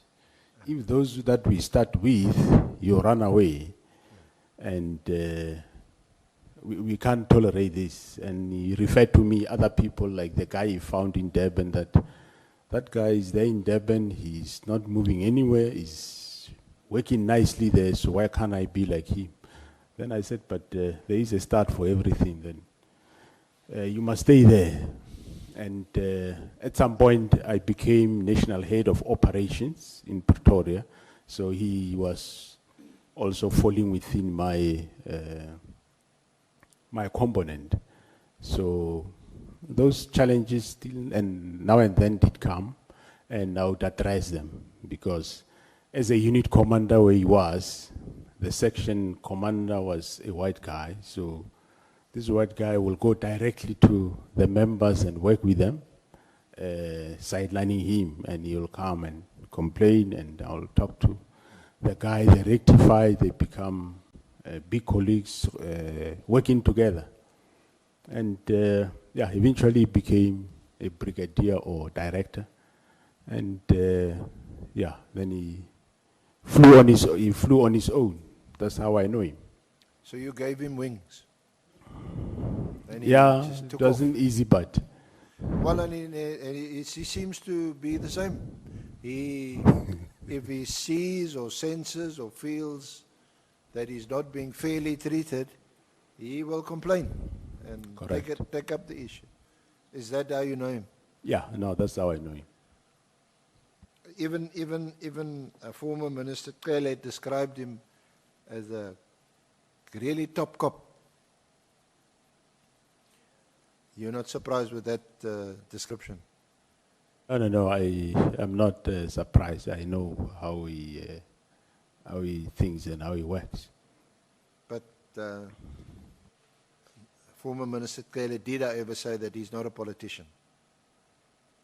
And he confirmed last night, he said he's got no interest in politics. No. He definitely have no interest in politics. He's just a cop doing his work, and that is it. Yeah. And like I think recently they said this fight with General Sibia might be related to the post of DPCI advertised. I mean, surely practically it's not possible for him to do that because, as I said earlier, remember, the national head of DPCI, whoever is get appointed, will be, after appointment, your salary will be based on the most senior deputy national commissioner, which in this case, whoever gets appointed, he will go to the salary notch of Lieutenant General Vuma. He's the most senior now. So now when you go to Lieutenant General Mkhwanazi, he has been Lieutenant General over 10 years. So meaning his notch is far more than the most senior deputy.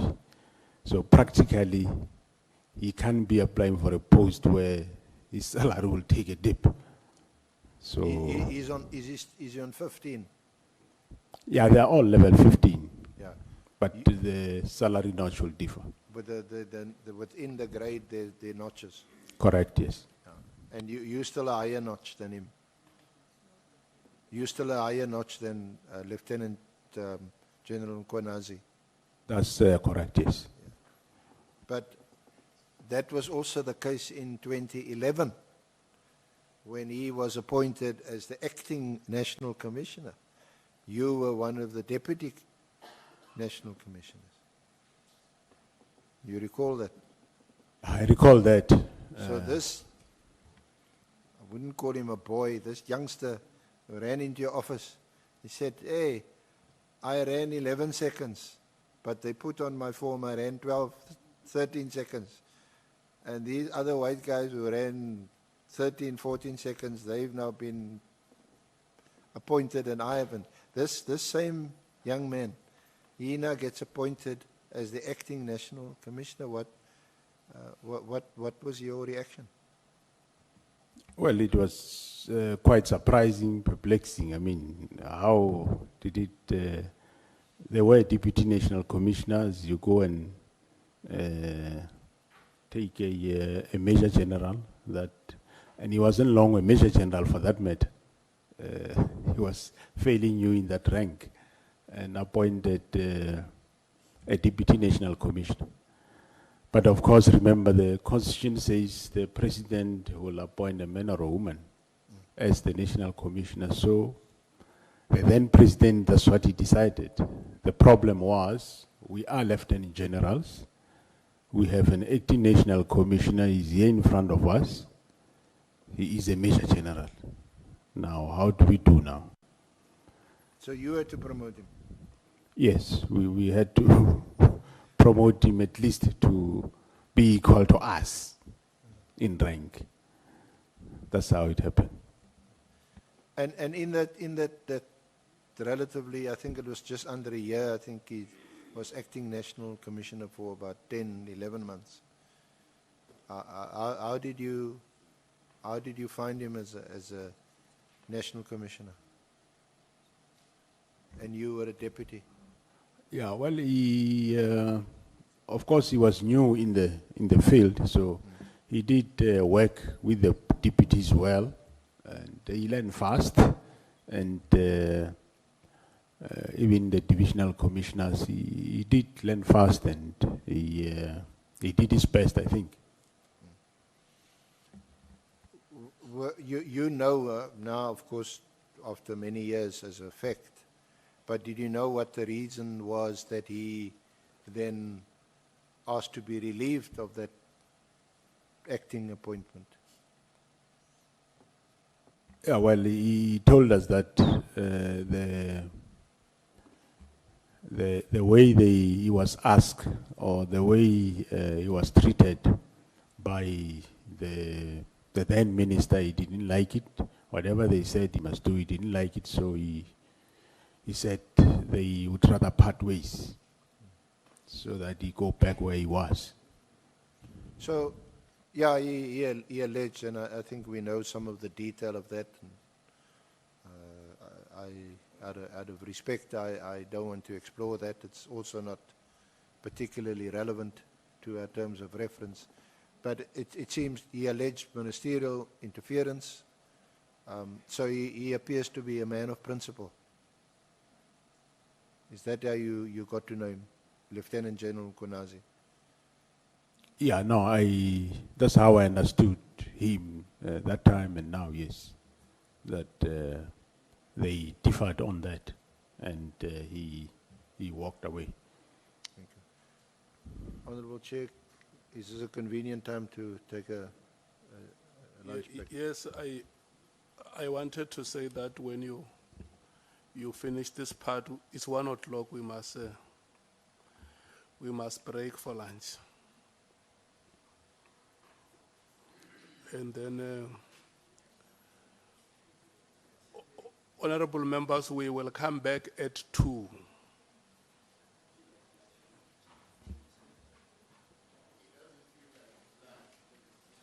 Yeah, because we started at 11. Yeah.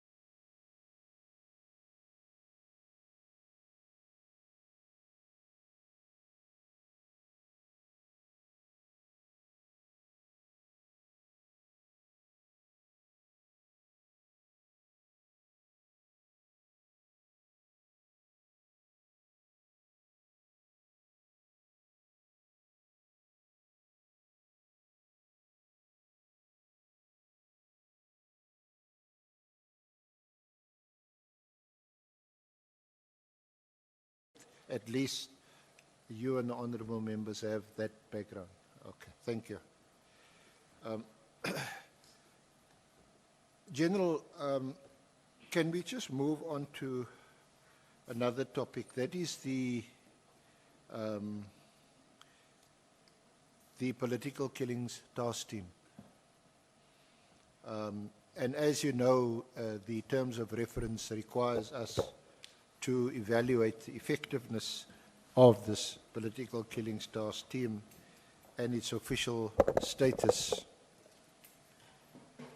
So just before I ask you about your view, your opinion, your thoughts on the success or otherwise of this team, what is your knowledge of the political killings task team? What was your involvement in it, if any? We know that we know the sort of background to it when the President announced in May 2018 the establishment, or rather this initiative to establish the task team in Parliament. And at that time, you of course held another, what position did you hold in May 2018?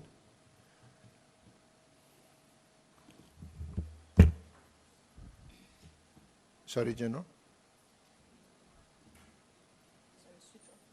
Just switch yours off. Switch mine. Thank you, Honorable Chair and members. Yeah, my involvement, maybe it, I think one needs to get the background to understand where it come from. It started somewhere around, I think, 2017, early, if not 2016. I'm not precisely. Can't remember the precise period. There were, of course, matters in KwaZulu-Natal, political matters or matters that are related to the killing of politicians. And there was then a task team established. That task team, I might just miss the date, but I remember very well that I established that task team. It was a provincial task team. It was established by myself together with the then Minister of Police, Fikile Mbalula. Because I remember. If you don't mind, so I just need to speed up a bit, given our time. But you do deal with it from paragraphs 19 through to 25 of your affidavit. So if you want to refresh your memory, or you want to look at some aspect, you may refer to your affidavit, to your statement. All right, thanks, Honorable Chair. Yeah, it was around 2017, I think, early, if not 2016, when the matter of political killings in the province of KwaZulu-Natal was a problem. And we went there. It was myself and the then Minister of Police, Fikile Mbalula. I was still a Deputy National Commissioner by then. What I remember very well is because we flew there, one of the smaller aircraft of SAPS to Durban, and from Durban we flew straight here in Cape Town. So we established a provincial task team consisting of members of various stations from within KwaZulu-Natal, headed by a brigadier from DPCI in the province of KwaZulu-Natal, who is currently the Deputy Provincial Commissioner of Detectives here in this province in Cape Town. So that team worked, as I said, it might have been late 2016 probably, and it worked, and it did not really yield quite good results. So then in 2018, in May 2018, when the president visited the scene of the killing of an ANC member, Kashanam Khunu in Pietermaritzburg, then he announced that the IMC should establish or should do something about political killings in the province.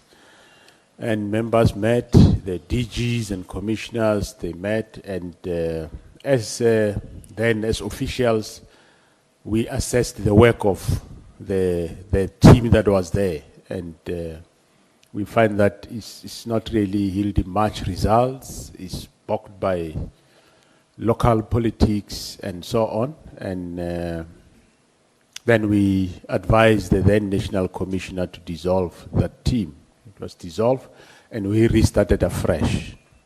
And as we started afresh, now we move from taking members from local stations in KZN. We went out of other provinces to go and then get members from the other provinces. And in that time, we also included, we took there was a task team that was existing dealing with rhino poaching, which was successful, headed by the then Brigadier Khumalo.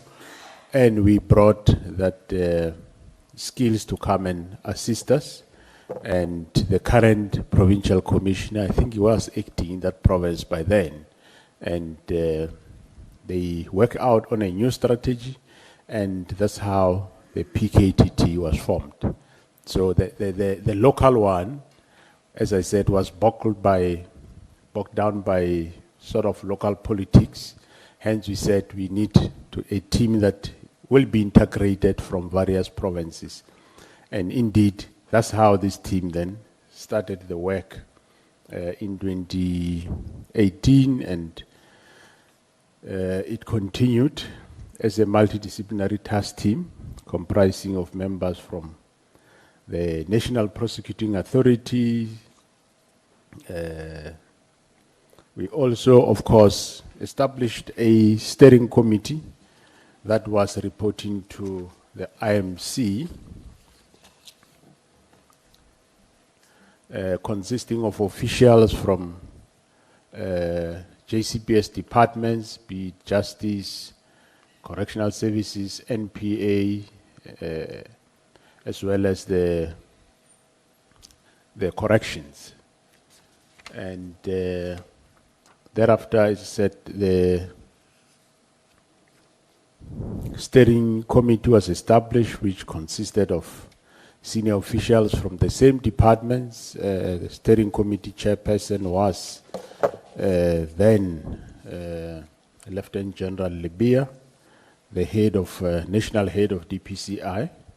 He was chairing the steering committee, and the steering committee will, of course, together with Lieutenant General Khumalo and the Provincial Commissioner of KZN, will then report to steering committee, and they will together report to IMC. IMC would regularly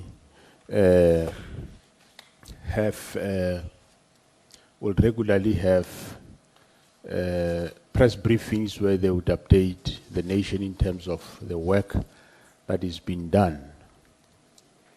And that's how the team continued. And later there was a problem at the University of Fort Hare, and we went there, myself with the then Minister of Police, Minister Kele. We listened to the briefing, and we realized that the province was involved in the investigation of cases there, as well as the DPCI in the province, and but there were still some killings happening, and we enlisted the assistance of PKTT to come and investigate cases. There were cases of murders that happened there. And after the PKTT got involved, there was some progress that they have made, because they did arrest a number of people that they brought to book for murder as well as other crimes of fraud and or corruption. Yeah, just to pause there, is just two things. Was this political killings task team not specifically tasked to address that problem and of course to find the perpetrators and bring them to book? Of course, I suppose historically it's been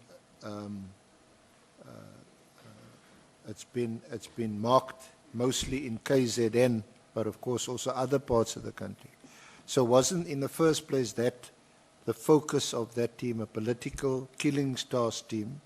And secondly, this political killings task team, although you described how the team, how you integrated members from other parts of the country, other divisions and so on, into the team and formed this multidisciplinary task team, it was focused mostly in KZN.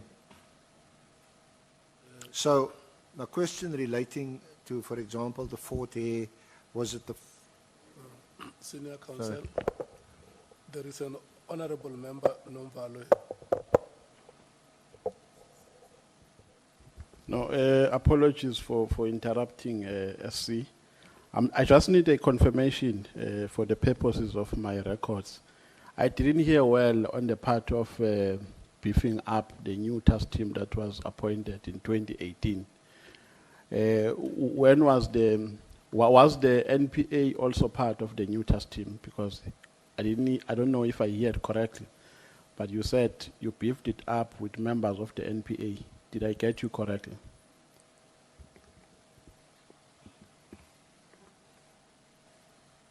Yeah, thanks, Honorable Chairperson. Yes, when one of the flaws or the failures of the previous team was that they were working in silos, alone, and they had no prosecutor-guided investigation. Then, in 2018, the new team, the PKTT, then we seek also the assistance of the National Prosecuting Authority to have advocates that are dedicated to assist the team. And indeed, yes, they were made available that we're working with the team.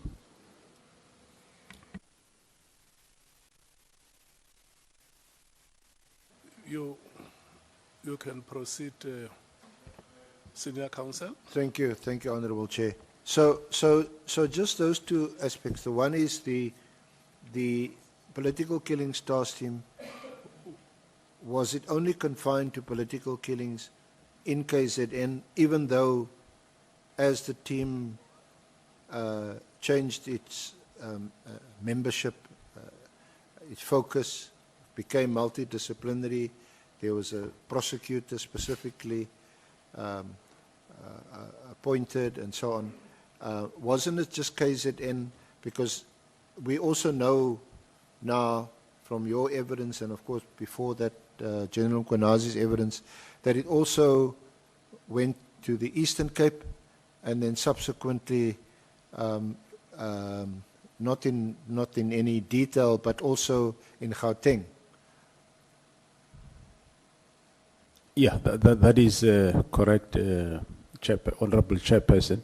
The team was established for political killings in the province of KwaZulu-Natal, and they function mainly there.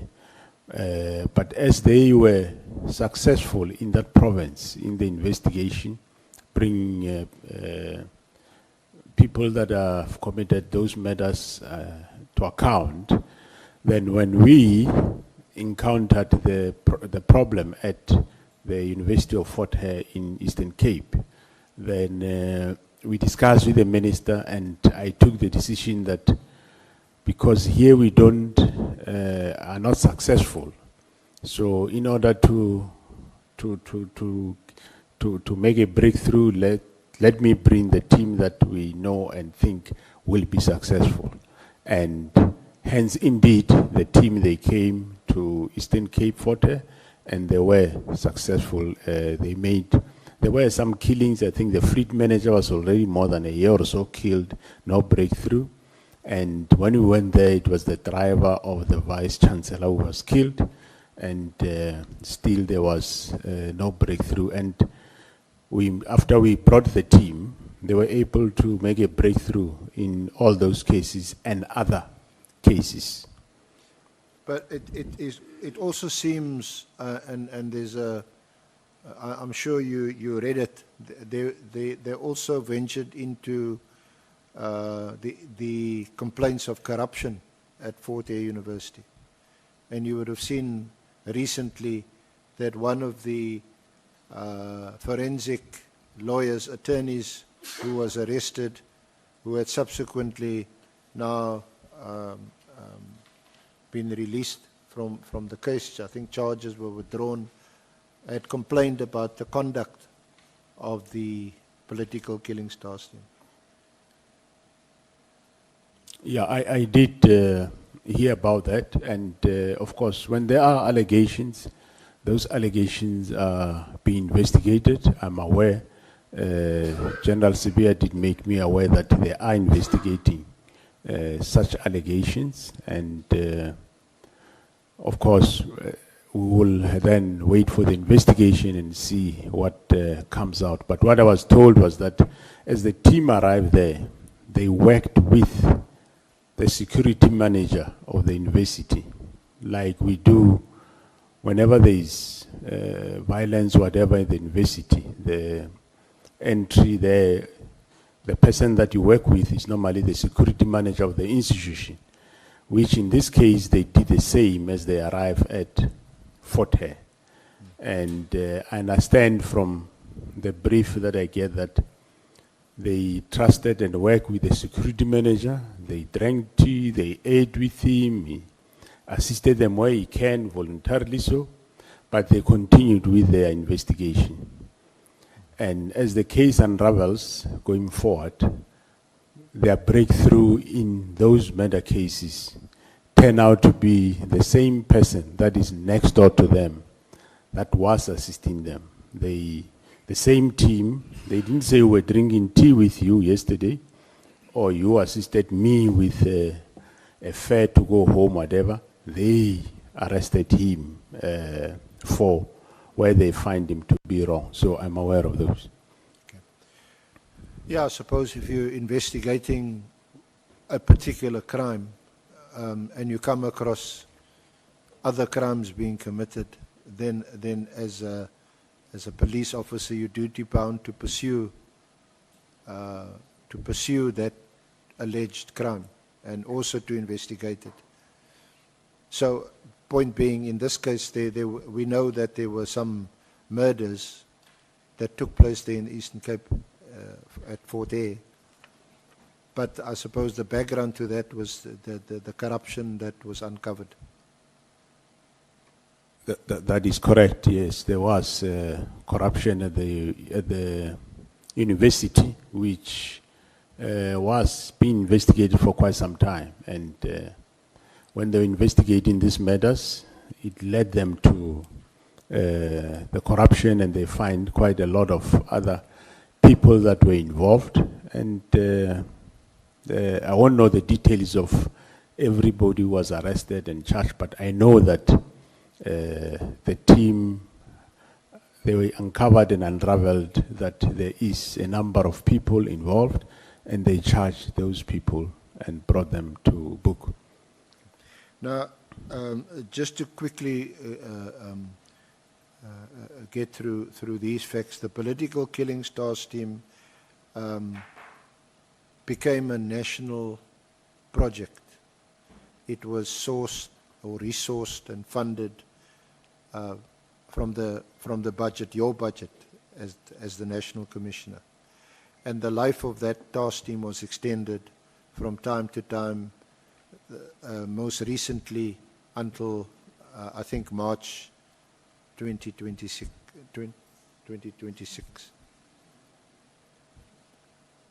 Yes, the funding of the political killing task team, whether it is in working in KwaZulu Natal or is assisting Eastern Cape or is assisting Gauteng, that budget is being paid from national, from myself and the CFO, and yeah, that's how we have been funding the political killings task team all along. And well, there were stories that there are monies from Secret Service account that have been used and so on, but I'm aware that there is no such. All monies that were used are monies for open account. But of course, if there are members from that environment of undercover operations working with the team, they will not use the open account. They will use the monies from their account where they come from. But the political task team in its entirety, they use the budget from national, open account in terms of bid vehicles, resources, any other, and SNT and accommodation all the way. Okay. Now, we also know that that you, as the National Commissioner, together with your team, you would have reported to this interministerial committee that was initially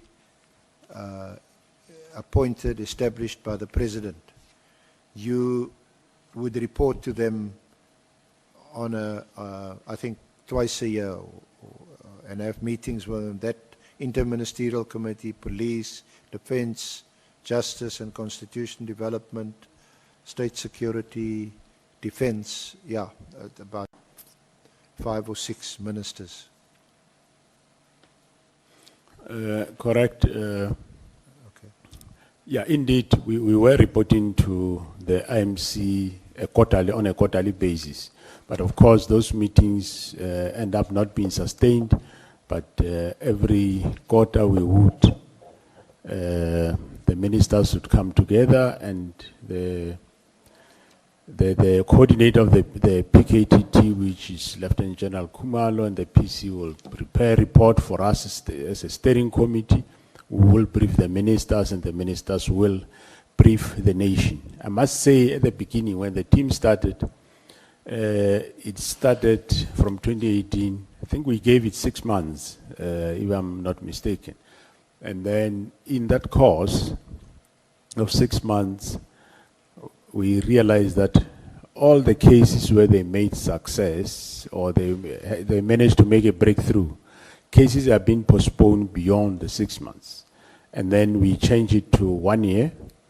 Again, cases were not tried, but all postponed beyond the 12 months.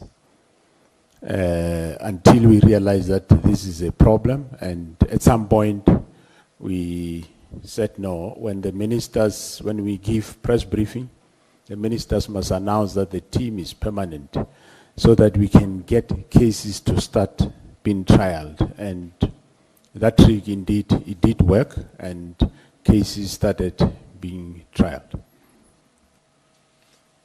But I mean, the team itself was not permanently appointed as a unit or a structure or a division within your organogram, your organizational structure.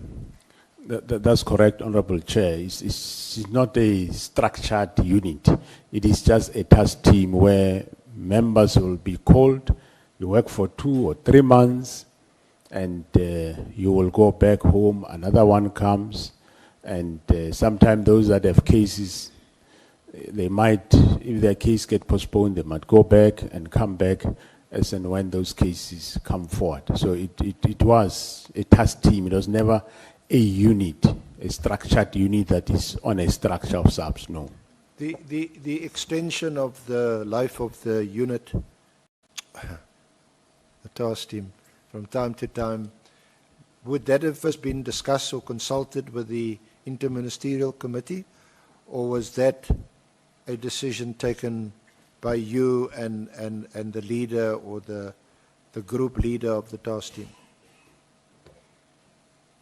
It was, the Honorable Chair, motivated by, of course, the leader of the task team, and it will be brought to us, and will motivate. Before then, we'll motivate to the then National Commissioner, and he will then consider it. And of course, yeah, the team never had a very smooth sail, because you would know that from financial point of view, financial people say it can't be a team forever. It must either be no more there, or it must become a unit.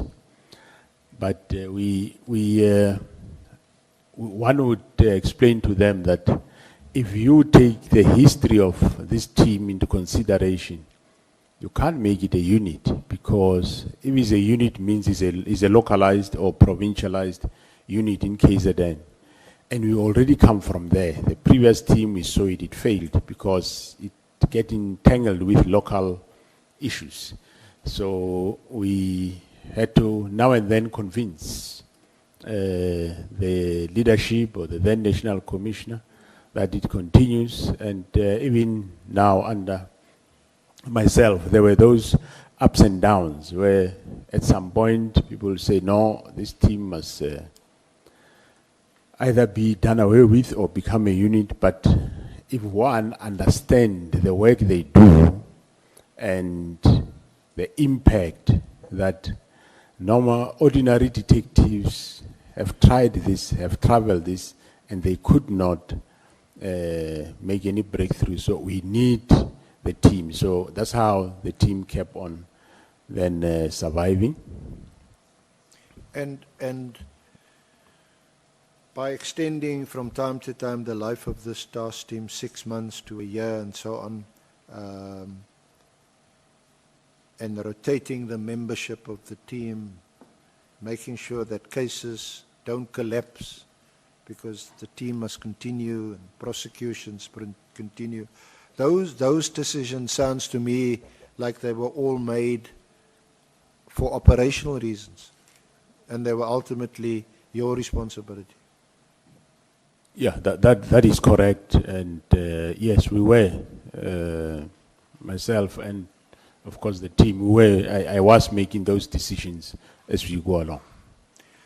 And your meetings with the interministerial committee, those meetings were really report back meetings to inform them of progress, how you're doing, whether it in fact is still necessary to keep this team and to keep them together, and I suppose to report to them on success or lack of success. Would that be the purpose of those meetings? Yeah, the purpose was that we report to them progress that has been made. Of course, where we need assistance and or decisions or normally assistance from them, we will then indicate as such. Like at some point we did indicate that the cases of the team are all over, and the postponement affect the team quite a lot with longer periods. We suggested that shouldn't the Department of Justice consider a special court where they can centralize this case. So that request was escalated to the IMC and for consideration by the relevant ministers. And I think they came to give feedback that no, there is a problem with that, and they couldn't operationalize that suggestion. So I take it that the whole idea behind the interministerial committee was that there was a recognition that this task team will have to be a dedicated team, but it will have to be populated with individual dedicated personnel which will have to be drawn from the various departments, of course, which were politically headed by ministers. So, for example, a prosecutor, it's the Minister of Justice and Constitutional Development. It may even be some military expert, or maybe you need some military equipment, so the Minister of Defense was there, and so on. So the different disciplines were there, and you go to these meetings. If you needed assistance, help, then you could appeal to them and say, we need you, or the state security agency, we need intelligence or intelligence reinforcement. That minister would be there, speak to the DG in that department, allocate someone maybe to work on that team. Was that more or less the rationale behind this committee? Yeah, that's correct, Honorable Chairperson. That was the idea, so that the assistance we get much more is accessible and quicker. Like I was giving also the example of the centralization of the court. A court was even identified. I think it was Saudi Court in the south of Durban. So, which the then Minister of Justice said, you'll try and see if they can make it happen between him and the DG Justice. But I think in terms of law, they come up with, they find some hiccups, and that couldn't succeed.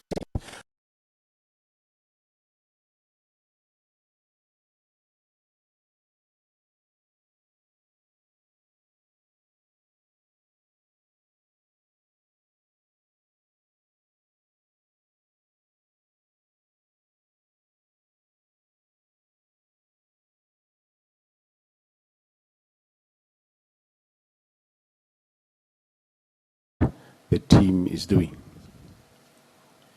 So, General, your overall assessment, you've mentioned it several times, was that it was, one, necessary to establish such a task team because the political killings, especially in KZN, was out of control, and so this team had to be established, and since its establishment in 2018, it has been a success. Is that the sum total of your evidence? Yeah, if I sum it up, yes. Cases that were not resolved, this team was able to resolve them, and the team, yeah, I would say it was a success. They arrested a lot of people for murder and related cases. Just to, sorry, General, just to assist you again, if you want to highlight anything, we've got it in your statement. You can look at from page 15. You deal with the success of the PKTT. There's some tables there with statistics, and you deal with it up to page 18, paragraph 33. Thanks, Honorable Chair. As of February 2025, the team had 612 dockets that has been allocated to the team, and of these 600 dockets, as per table 1, 125 of them were still under investigation. 9 of them were unfounded. Unfounded is like a false case, in other words, or where the evidence disclosed that there is no offense committed. And 10 cases were pending the DPP's decision whether to prosecute or not. 114 cases were before various stages in court processes. 57 of them were withdrawn for various reasons, and 297 of them were finalized. The outcomes highlight both complexity and challenges inherent in prosecuting politically related cases.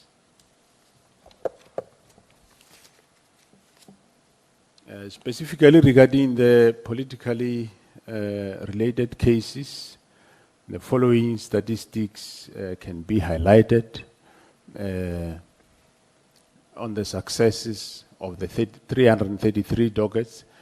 With regard to murder, 171 dockets were for murder cases with a total of 173 victims among those killed. And of these, 59 were local government were councillors, 58 were political party members, 31 were political party office bearers, and 21 were officials. Officials is your administrative officials. This illustrates the prevalence of violence targeting individuals holding public office or political office, the various affiliations. Was it mostly the councillor, local councillors and the officials, were they mainly municipal officials?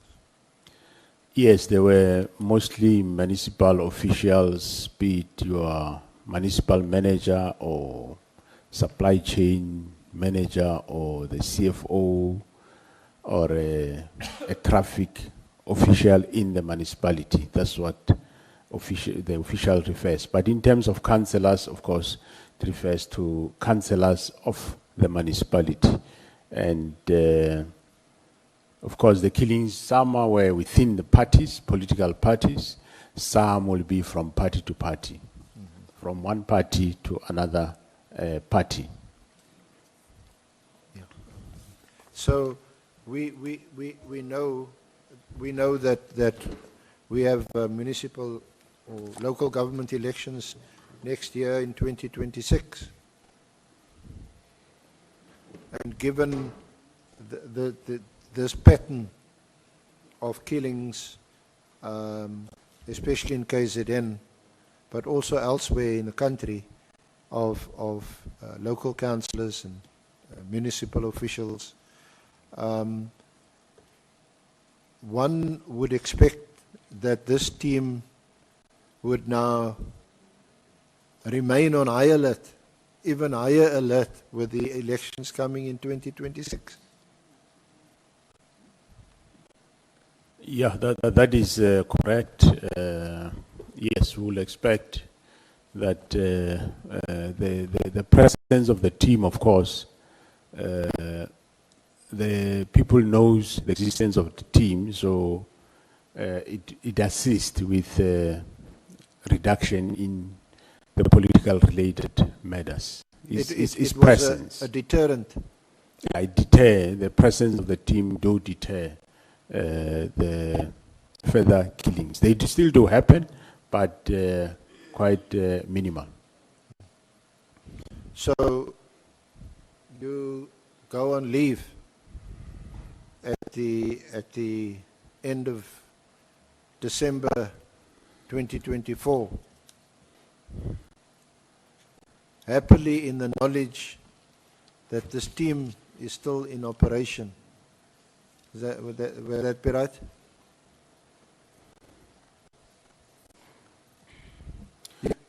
You heard them? Yes. Yeah, well, before my statement that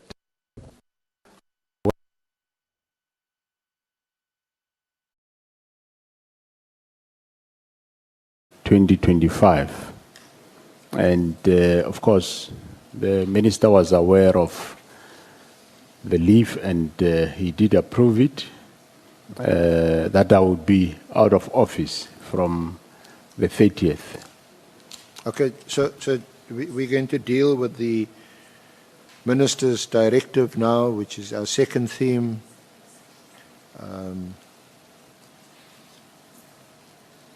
We deal with it from page 18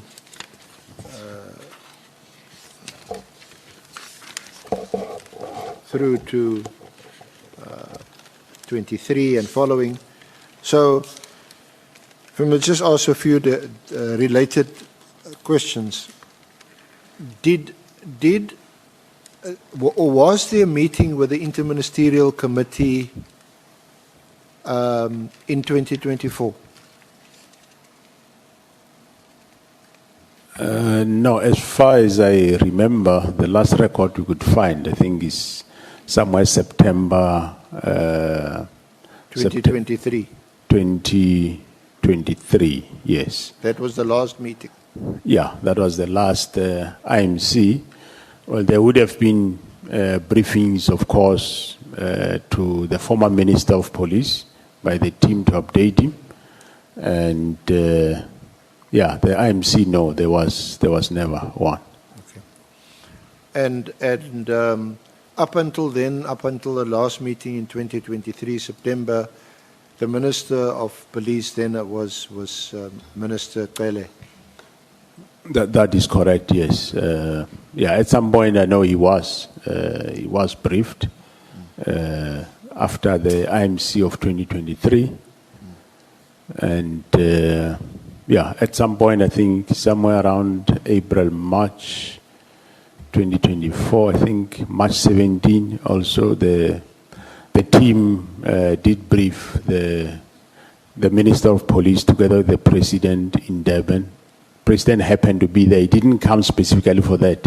He happened to be in Durban, and the minister requested that they brief himself and the team. So the minister then, Cele, and our president, they were last briefed about the workings of the political killing stars team in March or so of 2024. That is correct, Honorable Chair. Now, that wouldn't have been an IMC briefing. That was just a briefing to the minister and the president. That is correct. That is not an IMC. Yeah. Since the I think September 2023, I think that was the last IMC briefing. So, who would have been present at that briefing in March of 2024? This is now before the elections. When were the elections? April, May. Yeah, in that March 2024, the same IMC would have been still in existence. They could have been briefed. But of course, in this current administration, there was never an IMC for this specific function. So at that March meeting, would Lieutenant General Mkhwanazi have been there?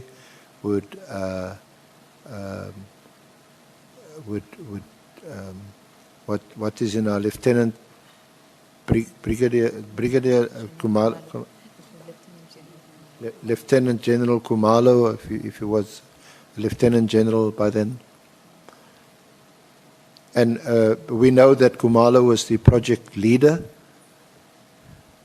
And was Lieutenant General Kunazi always sort of at the head of this political killing stars team, even when he became provincial commissioner of KZN?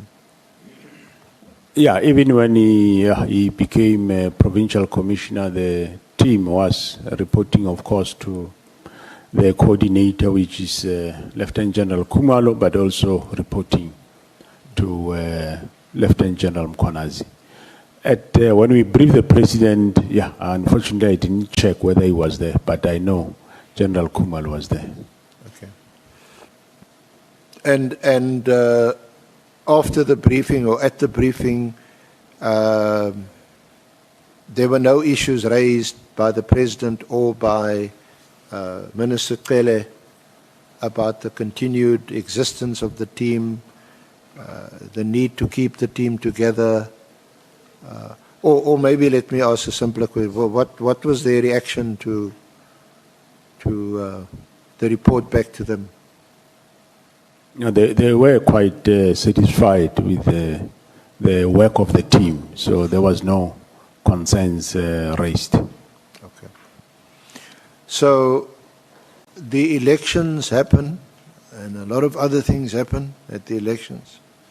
And one of the things that happened after the elections is the appointment of Minister Mkhwanazi. You do know him? Or you? Yeah. Yeah, no, correct. I do. Yes, I do know him. Yes, he was appointed minister after the elections of May last year. And yes, he was appointed Minister of Police. I think he took office somewhere in July. And then, yeah, we started working with him. What was your reaction when he was appointed? Because he had previously been the Minister of Water and Sanitation. Well, my impression or reaction, I never had any problem. Remember, we do not have a choice. We work with whoever. So we welcomed him in SAPS. And I was quite happy to work with him. I didn't have any problem at all. And you would also, I suppose, have known him as the Premier of KZN when he was Premier. Yeah, no, I knew him for quite long. I knew him when he was Premier and, yeah, before that. So, okay. So after his appointment in July 2024, would you say you met with him regularly, or did you meet with him only when it was necessary? I'm sure you had to, you and your various heads of divisions and the provincial commissioners would have had to brief him or debrief him about what to expect now that he's become a minister. That's correct, Honorable Chair. We did what we normally do. We will call all the executive members, the members of the executive management, including provincial commissioners, divisional commissioners, and the deputies, and we brief him about the departments, and provincial commissioners will also have the opportunity to brief him about each province, and thereafter will then come to directorates. Of course, the briefing doesn't happen in one day. It takes a couple of days, weeks, and months, and we brief him about various directorates, and that's exactly what we did. But of course, we did not finish those briefings. Did you brief him on any of the special projects? Which would have included political killings task team? Well, we just told him about his existence. We were still going to brief him about the specific matter of the political killings task team. So we start briefing him about directorates, but of course he will now and then, before we brief him, he will come up with, he will draw an agenda to say he wants the specific matters, and we'll brief him according to the agenda that he provides. But of course, I will always ask him that we need to brief him with those matters that are outstanding. For example, in let's say Vispol, he might choose to be briefed on, let's say, Central Firearm Registry, and we'll brief him on that. On CI, he'll choose maybe, let's say, matters of be it IT, whatever. But then the rest might be left outstanding. But we'll always advise him that we need to complete the briefings. Briefing about CI, briefing about political task team, it is one of those briefings that were outstanding that were not yet done, but he did promise that he'll make time for those briefings. So you briefed him also about the political killings task team, although it may have been incomplete, but it was raised with him. Yeah, no, it was raised with him. Yeah, there's quite a number of other areas which we haven't finished briefing him about. Yeah, I'm sure. I mean, it's a massive. It's a massive organization. Massive department, massive organization.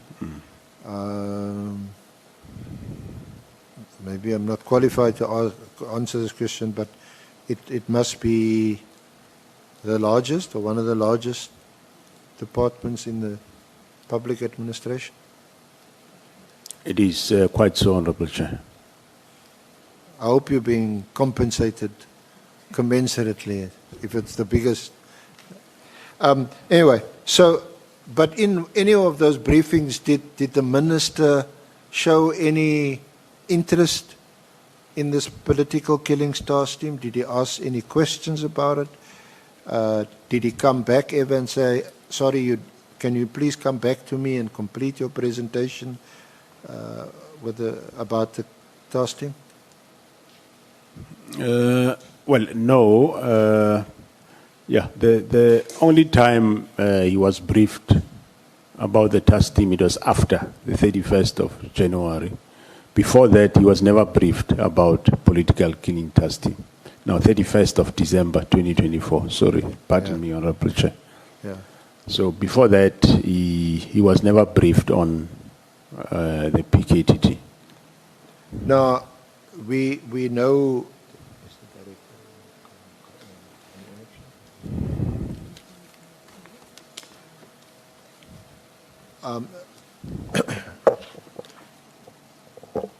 General, I'm sure by now you must be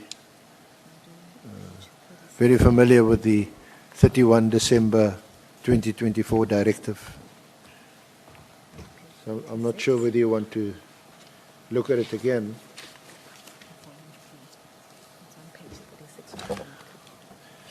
It's in volume 2. Volume 2 after the blue folder. Sorry, volume 3. And it's at page 36. SFM 3. Yeah.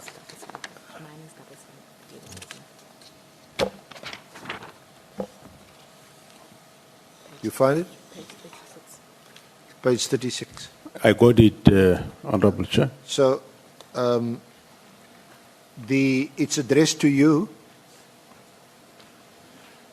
and is dated and signed 31 December 2024. And I'm not sure whether you're familiar with the minister's signature, but that appears or purports to be his signature. You see that on page 37 at the back?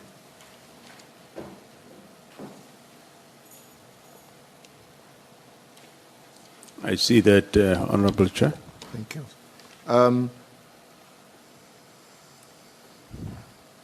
It's dated the 31st. Did you get it on the 31st? Yeah, Honorable Chair, I was on leave. Actually, my last working day was the Saturday, the 28th of December. And on the, just to pause there, on the 28th, you actually saw them. You were in the company of the minister. Yeah, I was. And Lieutenant General Kunazi. You were together. Yeah, correct. What was that occasion? The location we were at, we were at Escaleni in Richards Bay on the 28th of December at a funeral of a member of the police there. We spent the day together and we parted. It was a Saturday. We parted that day. Oh, I thought you partied. You parted.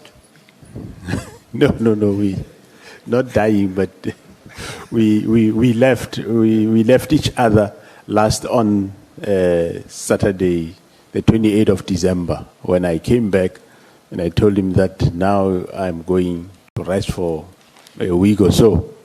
You were off until the 14th of January. That is correct. I think the 13th of... Yeah. Okay, so yeah, when, until the 13th of January, Honorable Chair. so how did you get this directive? How did you learn about it? Somewhere I think I saw something on WhatsApp, but I didn't really not read it. And eventually I was phoned by one of the officials at the office. I think it must be Major General Sebola or Letoko, Brigadier Letoko, about the directive. And I'm talking under correction, I think the acting National Commissioner, Lieutenant General Msigidi, also might have called. And I look at it, I says no. Well, when I look at it, the directive talks about that there should be reports prepared. So rather you should prepare those reports and leave me alone for now.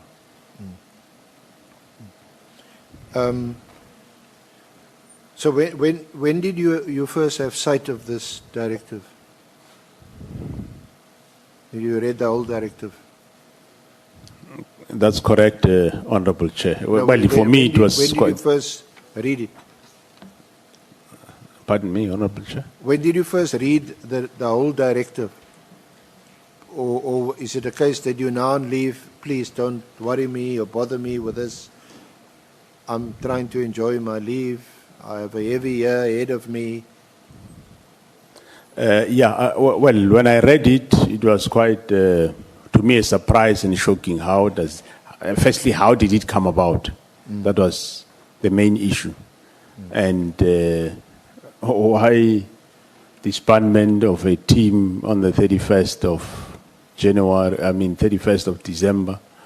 There's nothing wrong in sending it on that date, but the surprising part was, we spent almost the whole week with the minister, and he never uttered a word about his unhappiness about the team. Actually, before we went to the funeral at Eskaweni, we had a funeral, I think, 2-3 days ago at Mpumalanga in Hammersdale together.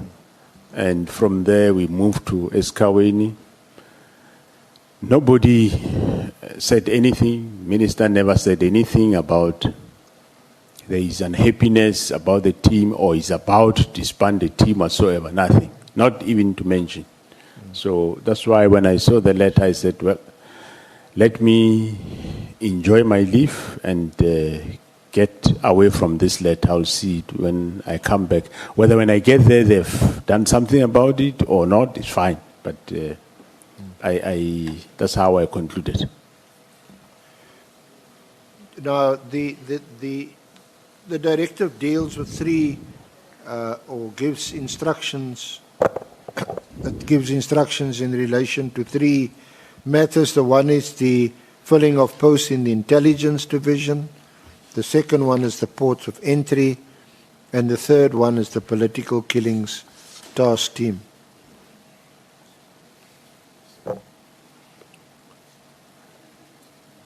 So, did you not think it was important enough that you yourself, even though you're on leave and even though you said, look, I'll deal with this when I get back from my leave, didn't you think it was important or urgent enough for you to engage with the minister and say, for example, in relation to the political killings task team, but how can you do this? I mean, we were just together the other day.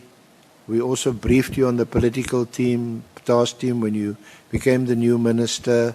You never uttered a word. You never questioned the existence of the team. Why would you? And besides, this team is doing good work. We must maintain this team, not disestablish the team.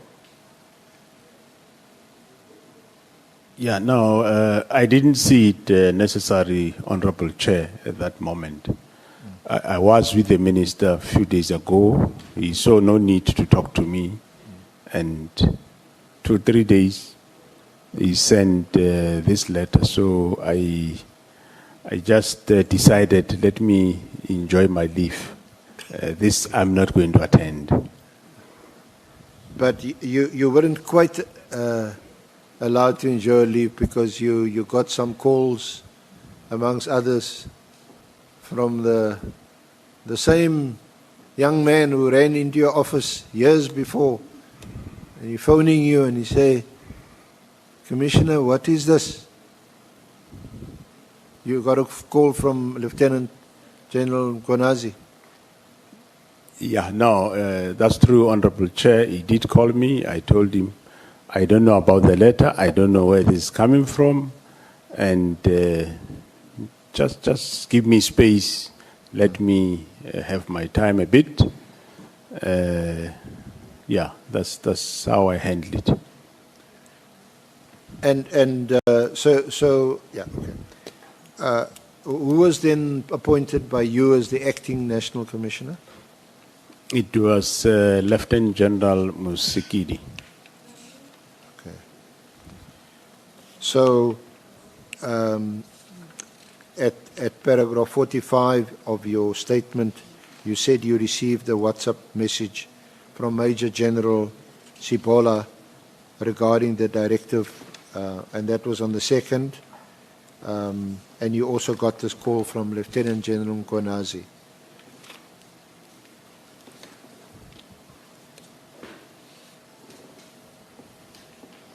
That is correct, Honorable Chair.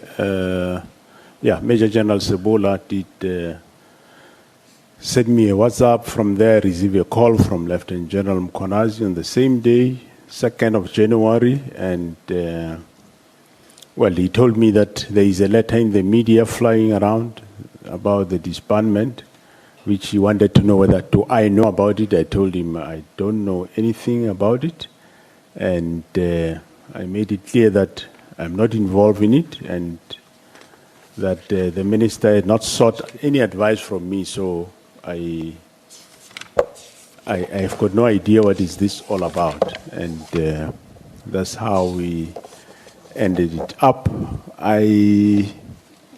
Lieutenant General Msigidi might also have called, I can't remember, and also told her, no, I know nothing, and for now I'm not going to do anything, I'm still on leave. And whether they do something about it, that is fine. If they don't, because the letter indicated the first report is due, I think, by the 20th of January. Yeah. So 20th of January, it was at liberty to them whether they do something or they wait for me. Do something or they wait for me. Major General Sibola, who is that? General Sibola, Major General Sibola is the executive manager in my office. My office. Executive manager. That's correct, Honorable Chair. That's and correct, would Major General Sibola be responsible for writing your emails and your letters, receiving your emails and letters? Yes, Honorable Chair, Major General Sibola and Brigadier Letuku, they are also in my office. In this case, if I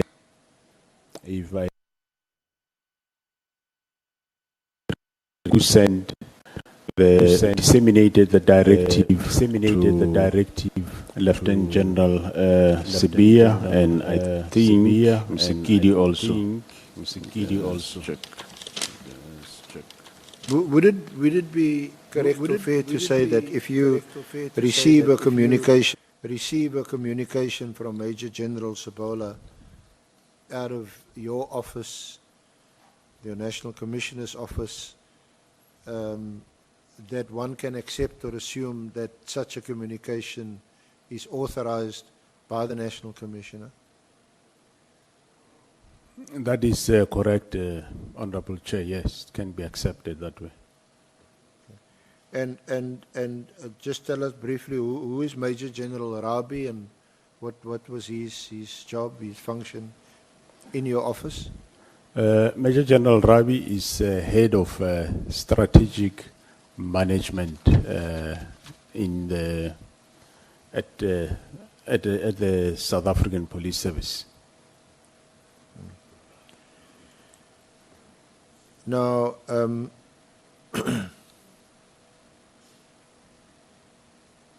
when you did get back to the office was it on the 14th, 15th? When I came back on the 14th of January, I think I went on with the work that I has to do. I think I spent the day in Lebombo border post that day. I flew directly there. You would remember that's the time when there were elections in Mozambique and there was instability. There was a problem of people coming to South Africa. So I spent the day there, and in the afternoon I came back.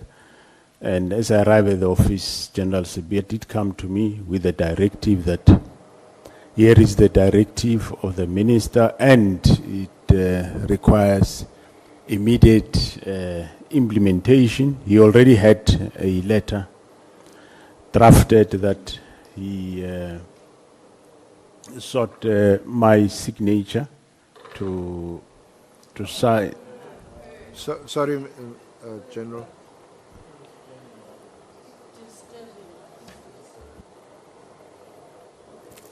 Chair, next time we must be informed when there is going to be this operation, so that we must know that if we are safe or not. Yeah, it's hanging over our heads here, so we must be informed in time, so that we are aware.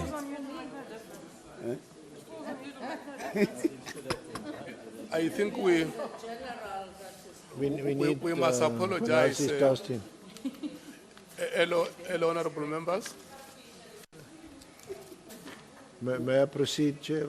Yes, no, but we must apologize for this. I don't know who is the person responsible for doing this. They may be trying to help us in the meeting, but they could have done it when we broke for lunch. I think it would have been better than to do it now. It has noble intentions, but can be very irritating and disruptive. Thank you so much. You can proceed, Senior Counsel. Thank you, General. I think you started narrating a visit by Lieutenant General Sibia to your office. Is that right? Yeah, that is correct, Honorable Chairperson. And I think you deal with that at paragraphs, it starts at 46.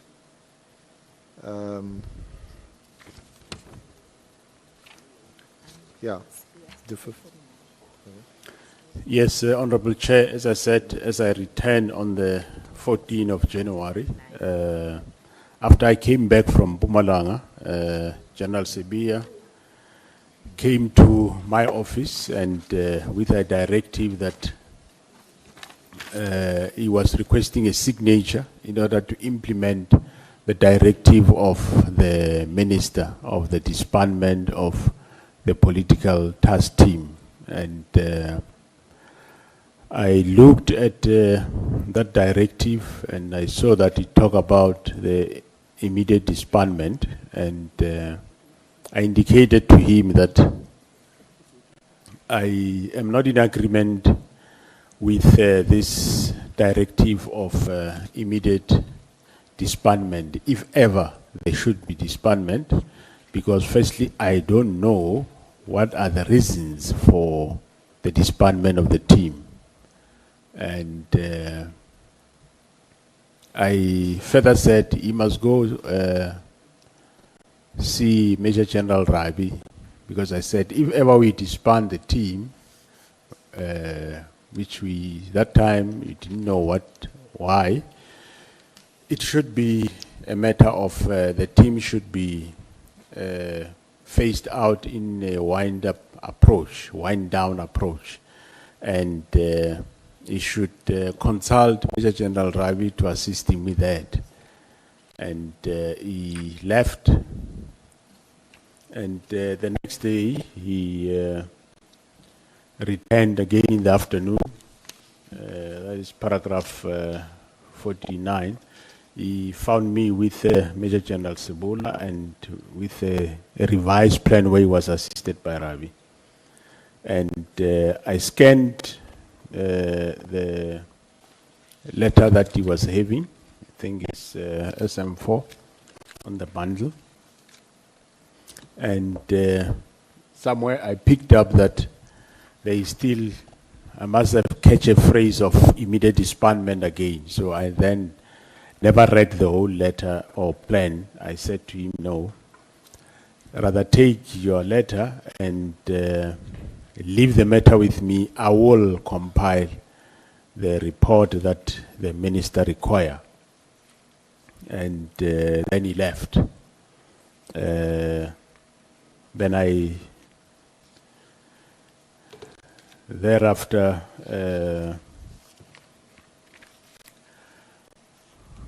I then spoke to Lieutenant General Khumalo by then to say, well, there is this letter which he is aware of, and if he can draft something that is not about immediate disbandment of the team, but a wind down, even though I still will ask the minister, why is this team being disbanded? Because we did not really understand the reasons why. And thereafter, I did engage the minister on the phone, and we spoke about, when I mentioned about this one, he said, no, there is a report that is required on that day, so I must just bring the report. And I further said, we need to talk about this matter. And at the same time, paragraph 51, there were some matters that were already in the media by then about crime intelligence, which the minister did indicate that whether I've seen those matters, and amongst those matters were matters of appointments at crime intelligence of 2 brigadiers, the security clearance of Lieutenant General Khumalo, the murder of Cindy Somakaka, and others. And he did indicate to me that he's thinking of appointing a senior counsel to look or investigate these matters. And then I reminded the minister on the phone that, does he still remember that I told him that we have never briefed him completely on crime intelligence as a division. And on the division visible policing, we briefed him partially on other matters. I think on the agenda he had a central firearm registry, we briefed him on that and other matters, and not everything else.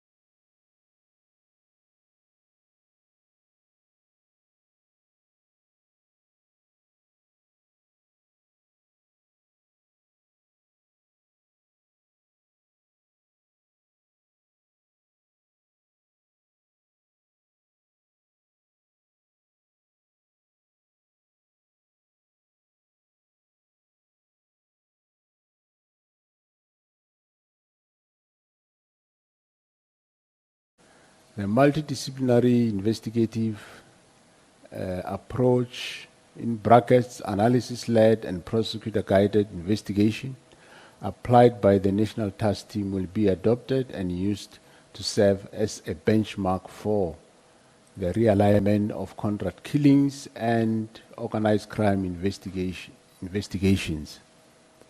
Further directives will be issued in this regard. Progress will be reported and signed by myself 22nd of January 2025. Comments and space for Minister to give directive and place for his signature. Thank you, General. So, did you hear back from the Minister about your proposal of the 22nd of January? Thanks, Honorable Chair. No, I did not hear anything from the Minister on this proposal. And from the letter itself, although you talk about winding down, and you actually talk about the dockets now being placed in some other dedicated team, you certainly are not agreeable to the immediate disestablishment of the team. Yeah, that is correct, Honorable Chair. You'll recall, well, firstly, I don't agree with the disbandment. I don't know why it is being done. And however, because this directive is not a request, it's something that I must do. And I don't know what is behind this doing. And I felt it, well, something that I must do, but not the way he wanted it to be done, because that was just a devastating way of doing things. And I wanted that, well, if ever it is done, let it be done in a very responsible way. Hence, I proposed this winding down with the expectation that you'll say yes or you'll say no. And yeah, eventually I didn't get any feedback. But of course, all the time one had suspicion as to why is this thing done. Even the way it was done, you'd recall, as I said, 31st of December, there's nothing wrong to do it that way, but how do you, because if you read the directive, you talk about the task team not being relevant anymore after his assessment. Well, if he did assessment, he did it with who and where? To say the task team is no more relevant doesn't add value to policing in South Africa. I mean, we know that is not true, and hence I made sure every time me and him talk about this matter of task team, like in meetings of days to come, I would always ask him, can you tell us what is the reason for disbanding this task team? And unfortunately, he wouldn't give those reasons. So, yeah, the letter has a few mixed messages, but the one thing you are clear about is you praise or highlight the success of this team and how they've conducted themselves.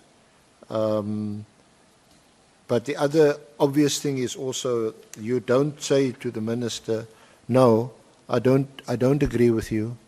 Can we discuss this? Maybe that would have been a shorter response. I'm in a respectful disagreement with you. Can we not meet to discuss this matter? That's not what your letter says, obviously.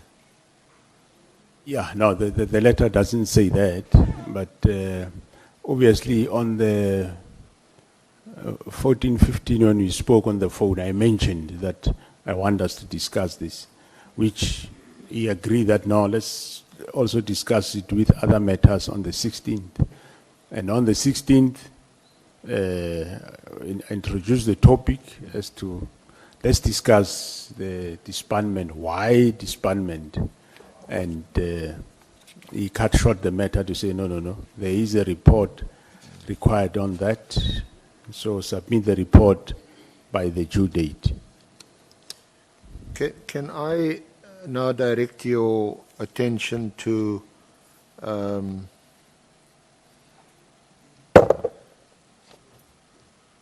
paragraph 100? Can you go to volume 2, or I'll ask for it to go up on the screen. But for Honourable Chair and members, Honourable members, it's the affidavit. It's Annexure 2 to the affidavit you placed before the Commission on page 33, paragraph 111.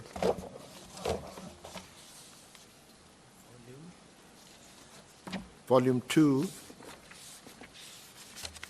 the first blue folder, it's SFM1.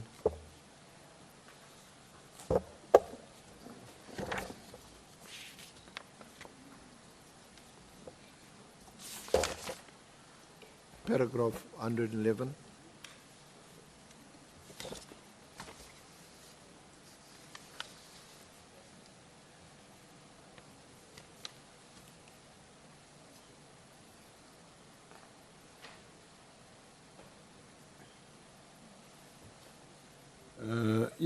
That is paragraph 111, you say.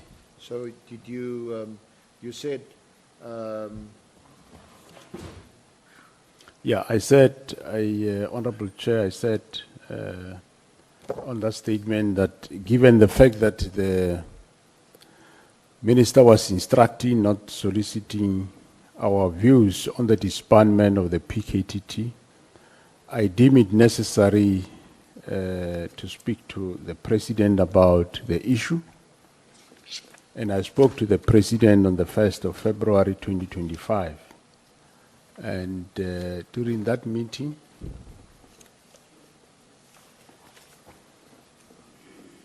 I mentioned the Minister's directive to disband such a successful team, and the President told me that he would speak to the Minister.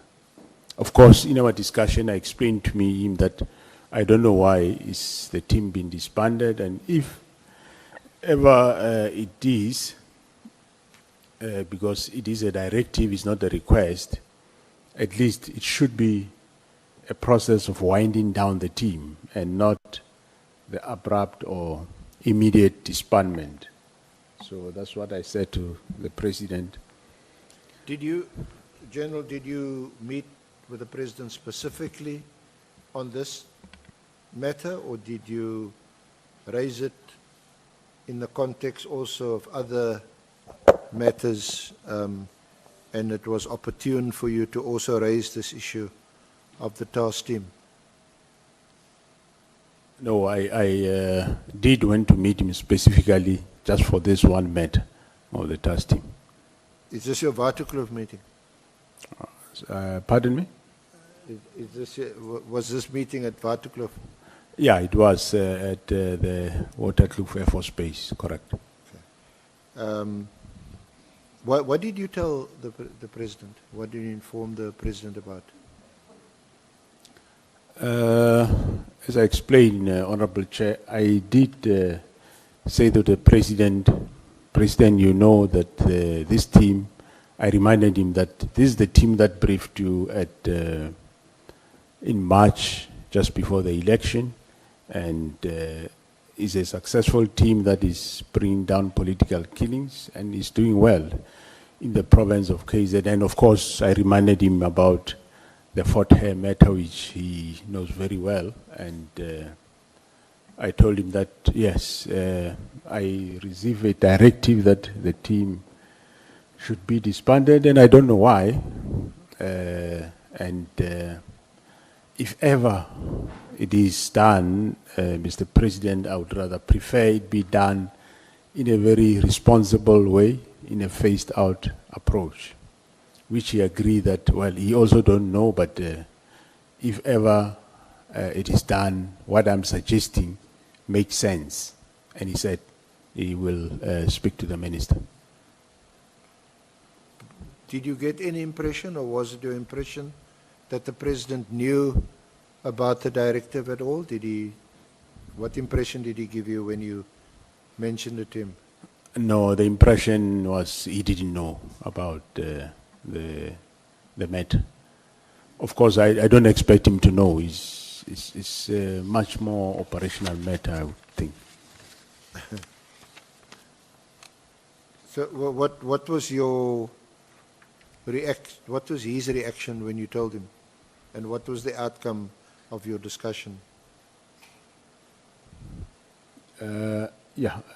Thanks, Honorable Chair. As I said, well, he seems to be surprised when he heard that, because I reminded him that the team that we briefed in Durban that is quite successful in these matters of political killings, and the team that did work in Fort Hare, and it's been disbanded. He was taken aback, sort of.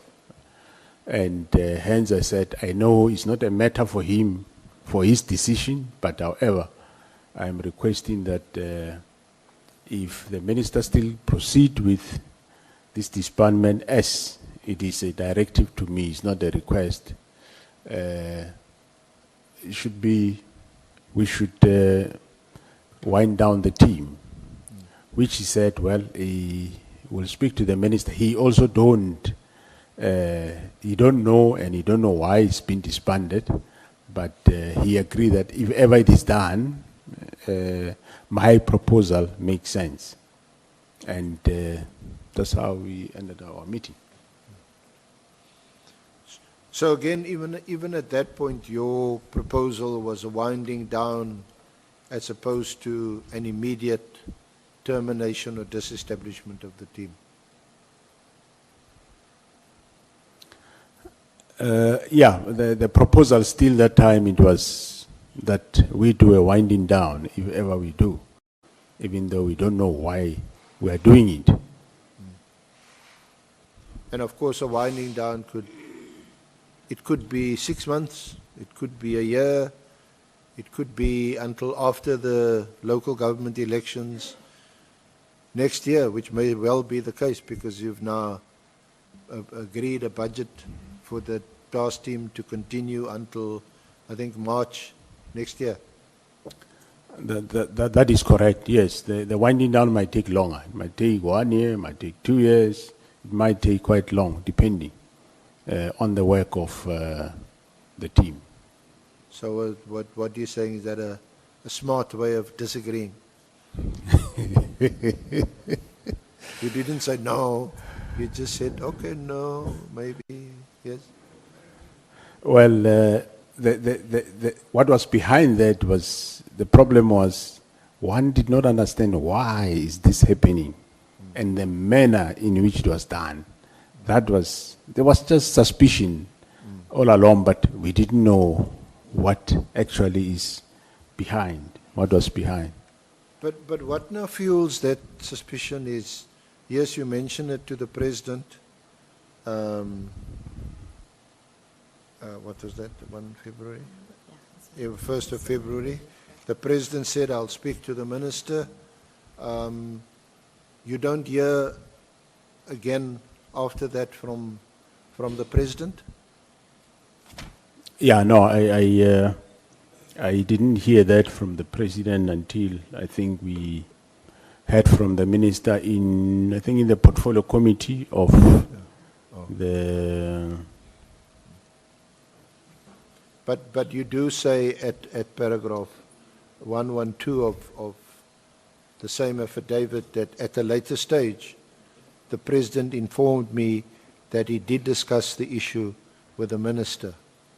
He did not inform me of the details of his discussion. Yeah, later, I don't know whether it was before the 5th of March portfolio committee or after, but there was an opportunity where we met on other matters, and he did indicate to me that no, he did speak to the minister about the matter of the task team. But Okay. I don't know the details, of course. So the next time it wasn't the next theme we're moving to is the parliamentary police portfolio committee meeting, which was held on the 5th of March. That was an online meeting. You recall that meeting? Yeah, that is correct, Honorable Chair. And the political killings task team was on the agenda, and you had to report on it. And that is also the meeting where Lieutenant General Khumalo had given the report on the progress made by the task team and the whole winding down process. You recall that meeting? That is correct, Honorable Chair. Yes, we had a meeting, a portfolio committee meeting, and yeah, in attendance I was there, and Lieutenant General Khumalo and Lieutenant General Mkhwanazi, both deputy ministers and the Minister of Police, and of course other officials were part of that meeting. And amongst the agenda for the portfolio committee was a matter of the political killings task team, which I introduced the presentation, and Lieutenant General Khumalo did the presentation, which is attached as SFM 8.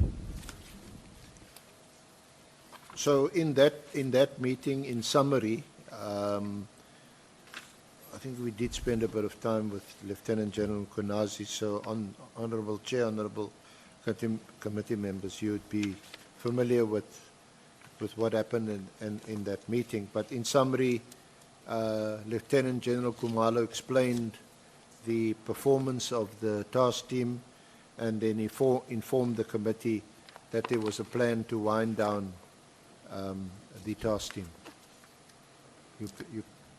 Yeah, that is correct. He presented a proposal that we discussed, that yes, we proposed that the winding down of the team, and with proposals to say maybe in that winding down, some of the dockets can be taken to the provincial head office of KwaZulu Natal, and where there is a murder and robbery unit, and the members of KwaZulu Natal can form part of that murder and robbery unit, and it can be a nucleus for establishment of the murder and robbery unit. So that is the presentation that we gave to the portfolio committee.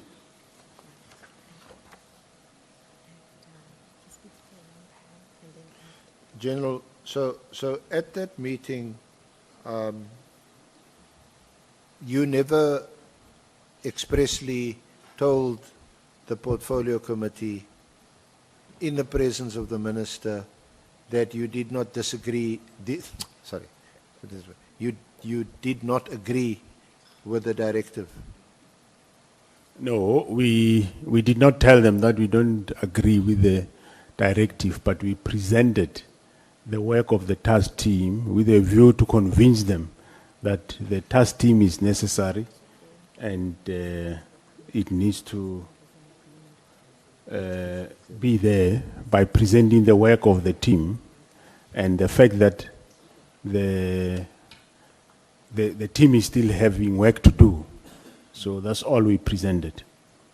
At that meeting, I want to refer you to page, it's in the third volume, it starts at 176. This is the minister addressing the meeting of the transcript. It's at volume, Honorable Chair and Honorable Members, at volume 3.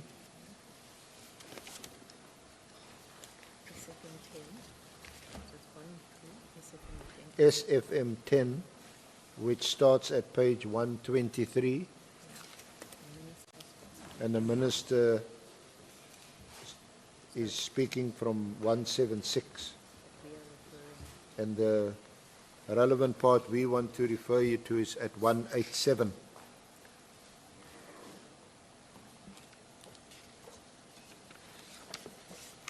Okay.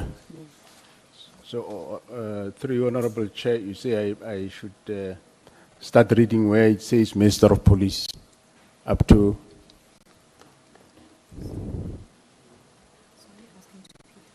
Sorry, General. Yeah, I was asking through your Honorable Chair whether you say I must read from page 176. No, I want to just refer you to page 187 at line 20.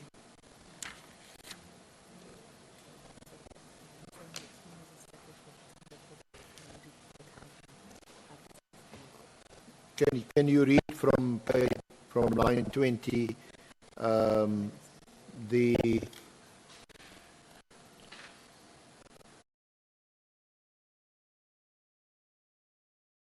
line 18? Have you got 187 now? Yeah, I do have a page. So line 18, so you can't just make a sweeping statement and say is all political. It needs to be analyzed properly and defined properly from time to time. But those aside, and then just read from there onward. Okay, so it says, so you can't just make a sweeping statement and say it is all political. It needs to be analyzed properly and defined properly from time to time. But those aside, I'm saying the team was established for a particular purpose. There needed to be a time frame, and there wasn't any time frame.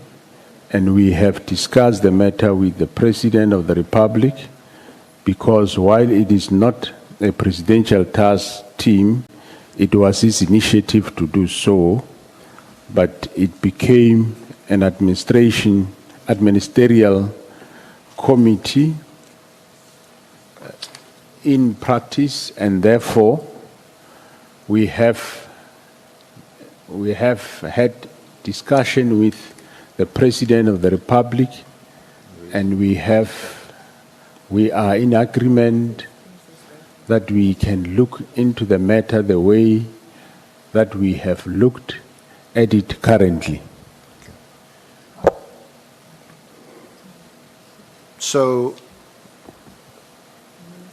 the minister appears to want to justify that decision, defend the decision, and then he says, because while it was not a presidential task team, it was his initiative to do so, but it became an administrative committee in practice.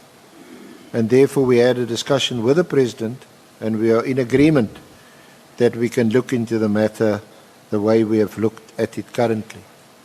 And the current position was clearly what he said in his letter to you, that he wants the team to be disbanded or disestablished. That is correct, Honorable Chair. Just so that we get these two other matters out of the way, nothing was said about the ports of entry or the not filling any of the posts in intelligence. The other two parts of the letter. No, they, they were not on the agenda, Honorable Chair. They were not on the agenda of the Portfolio Committee.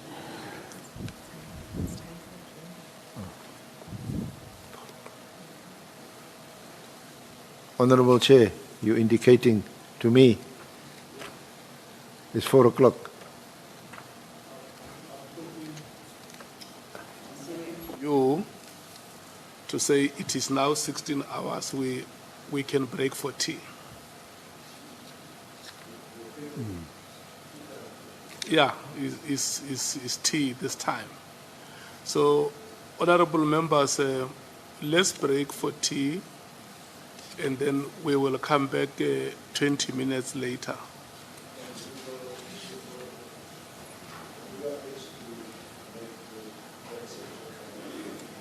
Yeah. Yeah. Yeah, I think this is the end of the second round. Thank you so much. It was very short, no? The second round was very short. Okay. No, thank you so much, honorable members.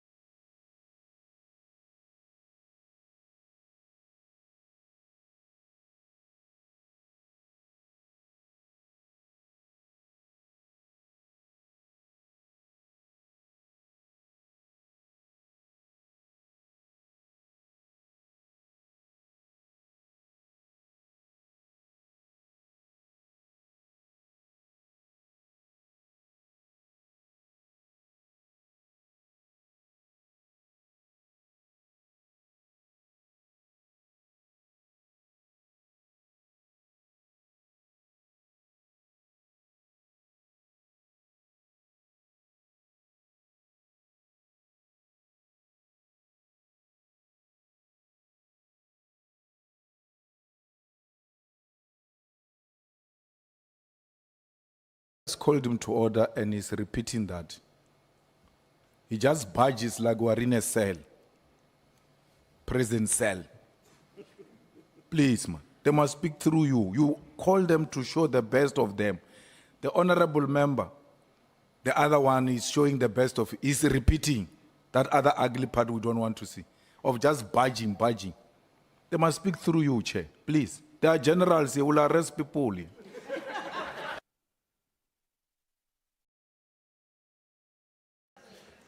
Honorable Nhlanhla. No, Chair, I think also in this submission, we must pay attention. The submission by Honorable Sangoni does suggest that what does this which the SC is saying is part of the attachments in the volumes of evidence that have been submitted to us. So I don't know Honorable Sols's question that he wants to be answered. Because this matter has been resolved. Can we proceed, Chair, please? Honorable Sols. Chair, firstly, you must confirm to Honorable Malema that before I came and spoke, you looked at me when I raised my hand. So I wasn't out of order, that's number one. Number two, I'm not the one who's convicted for a criminal offense. So if someone needs to be arrested, it should be Honorable Malema. However, Chairperson, I am merely asking, if the House says, or if you say, Chair, that the letter that is evidence in the minister's statement, is that letter also part of the commissioner's statement? Then let the commissioner say the letter that senior counsel is referring to is what he gave us. Why was the commissioner not able to answer? He had to come back and ask, are you insinuating? And the reason why he did that is because it's not him that submitted that. But if I am wrong, I am willing to step back, Chair. But I have the right to ask for clarity. Thank you. Look, honorable members, we have had a very exciting ad break. Do you still want me to give you time to go on? Maybe part of the country enjoys this moment. SC, all the documents are attached, isn't it? The matter of Meridihas is not coming for the first time before this committee. And it has also been spoken at length during the appearance of General Mkhwanazi. So it's very important to the general who is the accounting head of the SAPS. Even if he says, I don't want to comment about this matter, but it must be brought to his attention. And we want to request you to understand, Honorable Souls, that the senior counsel is right to put the matter to General Masemola. Thank you so much. Okay. My question was, is the letter, show me the letter as part of the statement. That's all I want to know. Is the letter part of the statement? No, the evidence leader didn't answer. Okay. Is the letter part of, and point me to the letter, please, Chair. Senior counsel, the honorable member wants to hear you speak on this matter. Thank you, Honorable Chair. The letter is not part of the it's not part of General Masemola's statement, obviously. It was discussed. I think someone made a valid point that I think you did. It was discussed at length. In fact, not from questions that I put to Lieutenant General Kunazi, from questions that arose from the honorable members yesterday at length. He spoke about the house. He had quite a few interesting floral things to say about Ms. Dahas. which we won't repeat here, General, in front of you. You might just reprimand him. But, so it was discussed. The letter, what I'm doing is, while we have the benefit of having General Masemola here, I'm putting to him, this is what Minister Mkhwanazi is going to say, are some of the reasons that he's going to give that informs his decision of the 31st of December. It's for his comment. Otherwise, he's going to sit at home, watching the TV maybe. Minister Mkhwanazi sits where he's sitting now, gives his evidence, and he said, no. But this is the first time I'm hearing this. I'm giving him an opportunity to comment. He may refuse to comment, decline, or say, okay, I hear you, and we move on. Thank you.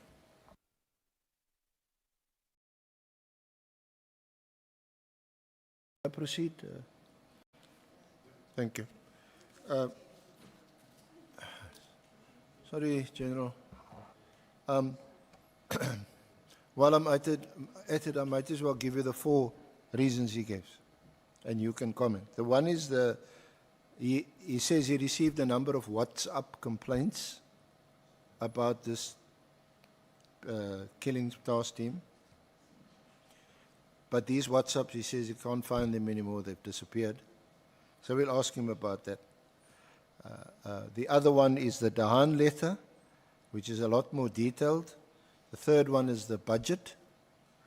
I think you're aware that in March 2024, when the CFO, I think she did reduce the budget, and budgetary constraints were cited, but that is March 24. He became minister only in July 2024. And then there's also a work study by someone called, some police officer, Fisser or somebody, and that work study does feature in the Sabia affidavit. So, just for your comment, if you're aware of any of this or want to comment on it, otherwise, just so that you know, this is what he's going to say. Thanks, Honorable Chair and members. Senior Counsel, you say the second one. What is the second one? It's the WhatsApps, it's Dahan, it's the budget, and the work study. That work study, just in case you can't remember what it was about, it's by an officer, surname of Fisser. Marais. Sorry. Marais. It actually is a work study that relates to several of the specified projects and task teams, including narcotics and other task teams. And one of the items there is political killings. And then the minister latches onto that part of it, it's political killings, as a justification or a reason. The letter every week. Why if you're going to disband the unit out of that, surely there is some, then there is huge problems. With regard to budget constraints, well, there have been budget constraints all along, but does it mean if there are budget constraints, the minister would not talk to me, he will jump and go to CFO and take decisions? That's quite strange if that's the case. The second one, same with the work study. The work study obviously was sanctioned by me. And if it gets approved by myself as National Commissioner, and I'm the one that will indicate whether here we implement or we don't implement. There is no any other person that can unilaterally go decide somewhere that you implement. So where did he get this work study from? Because I supposed to have given a directive that we implement. I'm aware that, yes, there was a work study to say, let's look at all task teams nationally. But at the end of the day, it does not mean whatever has been recommended is going to be implemented if it's not feasible.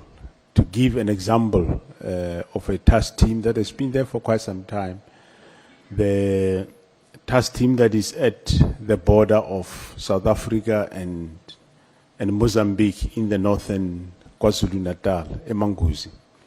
It has been there for quite some time, and most of you knows how the community there is unhappy if the task team is not there. You remove them one day, you will have problems same day. So it's some matters that unfortunately we have to live with.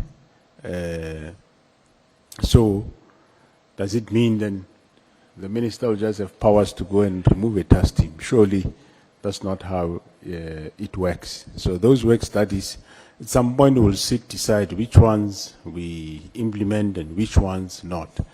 And of course, I don't think it's fair for the minister to implement what is in work studies on behalf of me, without me. Surely that is wrong according to me. So I don't find any cogent reason out of these four. I don't find any reason that definitely hold water that you could go alone and decide to write a letter of disbandment. Well, surely you could have engaged to say, these are the reasons and this is what I'm thinking.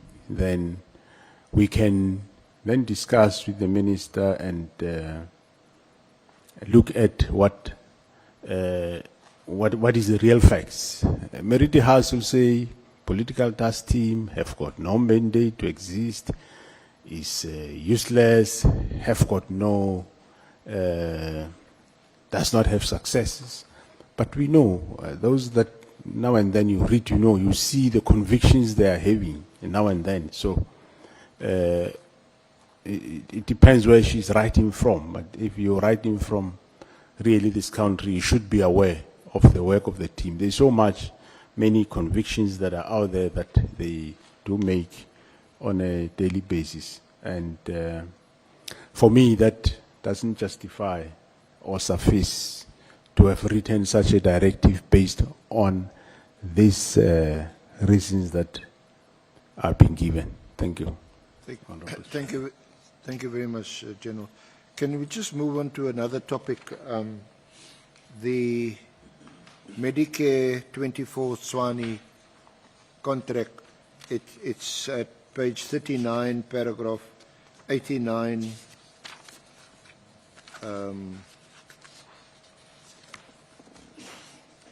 Through to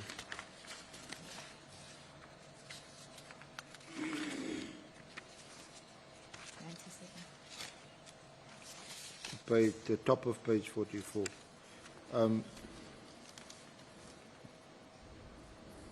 Now, just before we go into a bit more detail and just as briefly as you can, just describe to us what this was a huge contract, a multi-million rand contract. 360 million rand contract. How would such a contract be awarded? Just briefly, what are the procurement processes that would have to be followed before an award is made of a contract of that size? Thanks, Honorable Chair. On just a background, contracts will be advertised and people will bid. So in this case, it was also the case that a health risk management contract for SAPS was advertised at some point, and there was, when a contract gets advertised, there is what we call the bid, first the specification committee, and secondly is the bid evaluation committee. And the bid evaluation committee, they will evaluate, recommend, whatever they recommend to the bid adjudication committee. And the bid adjudication committee will then do their processes for adjudicating and then end up with allocating a bid and sign off a bid.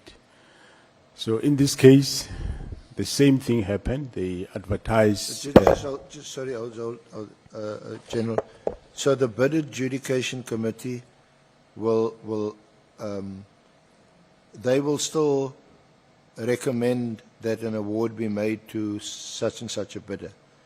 You would still, do you sign off the approval of that bid, or is it the minister? No, it is signed off by the Divisional Commissioner of Supply Chain Management. Okay. It's delegated to that level. So it doesn't really land on your desk? No, it doesn't. It doesn't at all. So who appoints? There's also, you advertise, and then there's a sifting process. Yeah, the sifting process is that bid evaluation committee that gets appointed. That's the committee that does the sifting, and from there they will do, in terms of supply chain processes, whatever evaluation, whether they do through point system, whatever, and then they will recommend to the bid adjudication committee. So in this specific one, the same process was followed, and the BAC then allocated this to Medicaid 24 Tshwane district. But I must say that somewhere in that process, I did get an indication of a call from one of the members of IDEC to say he's concerned about a company called Medicaid 24 that is bidding for this contract, and it might have no tax clearance certificate, and it was involved in Tembisa. And I did inquire from the relevant officials, which there was an acting divisional commissioner by then. I inquired about that, and the response I got was that people get given a specific period to submit an updated tax clearance certificate, which in this case Medicare 24 have submitted a valid tax clearance certificate, and also Medicare 24 is not blacklisted by the National Treasury on the central database. As a result, they are free to bid like anybody else. And I think, yeah, that was I gave them that feedback, and that was it. So you had no involvement in this bid? Not at all. But you received a call from, did you say from IDEC? That's correct, You got a Honorable call Chair. from IDEC. You can't remember who from IDEC phoned you? I think it's a Mr. Perumal. Mr. Perumal. Yeah, I might be either him or the other one, but I think. Okay. And the concern was raised about one of the tenderers. What in particular was the concern raised? He said they are involved in the tender in Tembisa, which they are investigating.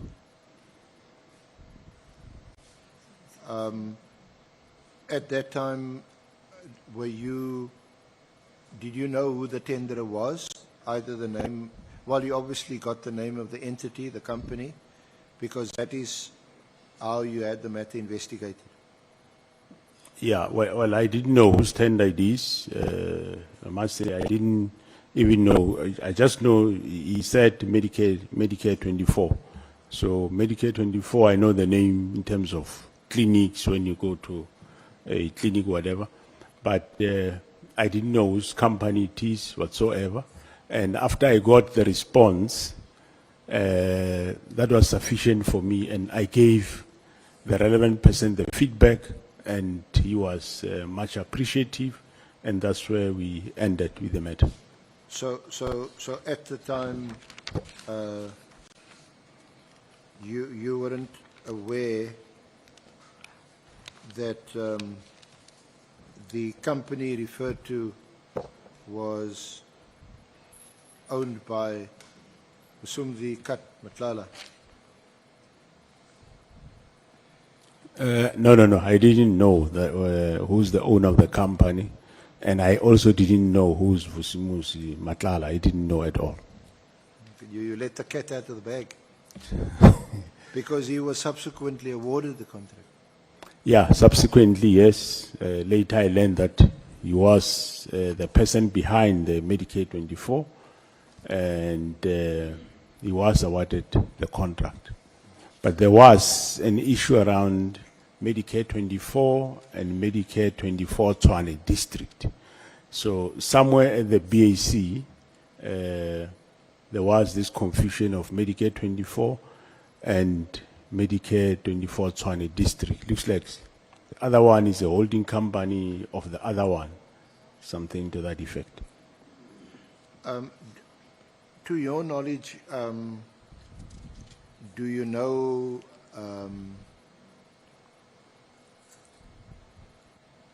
whether the minister, and who at the time was the minister? Was it Minister Cele or Minister Mkhwanazi? Now that time, it was awarded around June.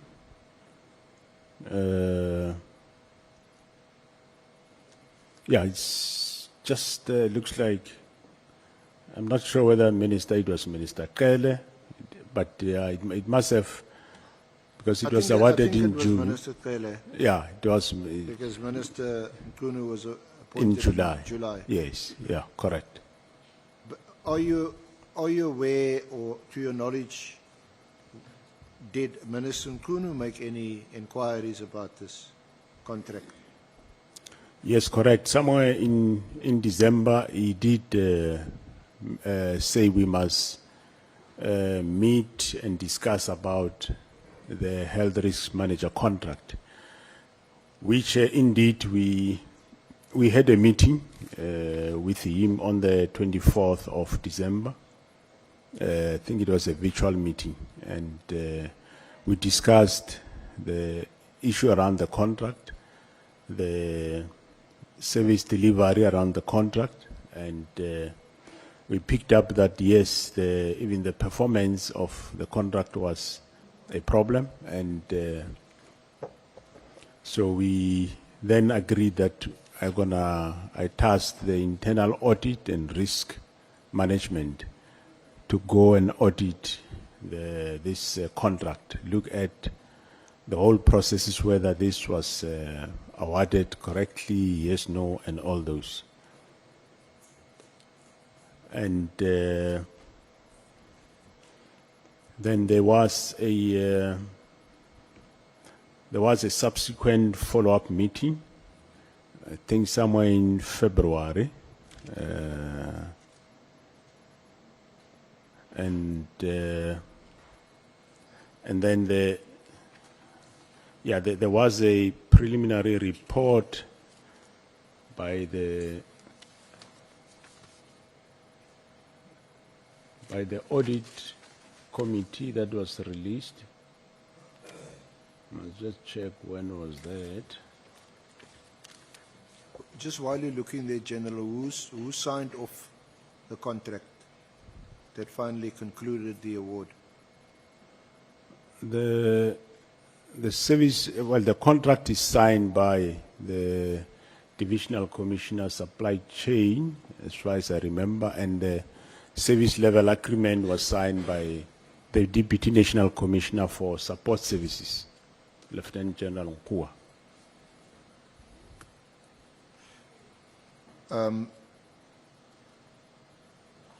What did you make of Minister Mkhwanazi requesting you in December 2024 for a review of the contract? And what reasons would you, or did you give, or did he give for the review of this contract? Yeah, there was a media article, I think, about a Mr. Ket Nhlanhla, and which also indicated that he got a contract in SAPS, and he also mentioned the concern about the matters of whether was this contract allocated or in order, and is the contract performing. So the report was that yes, there are problems with this specific contract, and they did write letters to the relevant managers of the contract of this company, alerting them that they are defaulting in certain areas.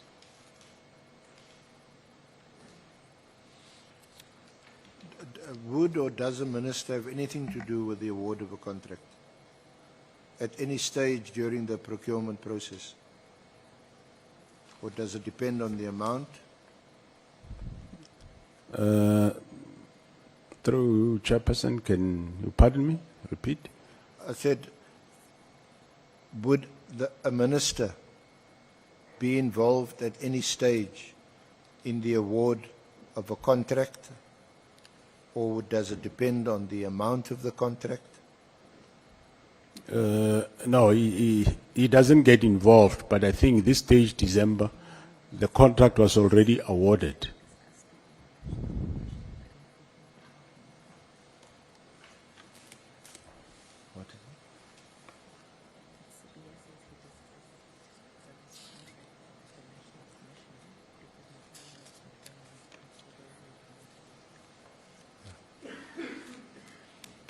So the minister wouldn't be involved at all? Yeah, no, the minister don't get involved, but however, as I was saying, by that time, in December, the contract was already awarded. And it had already been implemented? Yes, the contract is already running, is being implemented, It was yes. running. And there were some, so I suppose under the guise of some kind of oversight function, the minister could ask you to review a contract, maybe because of information he received or what he heard. Yeah, it's possible, yes. We took it that obviously he must have received information somewhere around the contract. And hence then I tasked the internal audit and the risk to go and audit this specific contract. Now, there was an internal review, and you received an internal audit report. You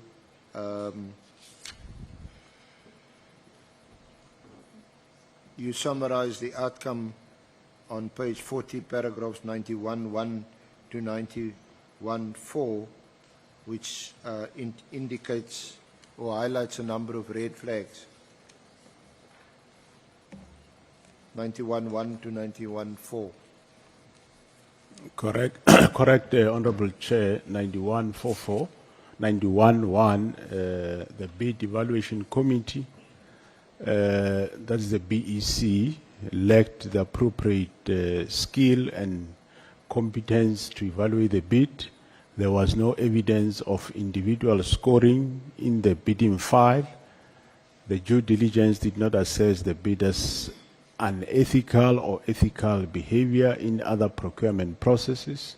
There was evidence of misrepresentation of facts and bid fronting in the bid documents, and the utilization of facilitators in the bid evaluation process exposed SAPS to corruption risk, which was damaging to SAPS' reputation. That was the preliminary report in January. And then you said, paragraph 92, in addition, the red flags were also raised by the preliminary internal audit concerning Medicaid 24 Swani's poor performance. That's correct, Honorable Chair. You then subsequently wrote on the 24th of March asking for reasons why you should not terminate the contract. Yeah, that is correct, Honorable Chair. Yes, I wrote to them to give reasons why we shouldn't terminate. But by then, you had paid, that's obviously SAPS, in January 2005, SAPS paid Medicaid 24 Tswane 50 million rand for the health services contract. That is correct, Honorable Chairperson.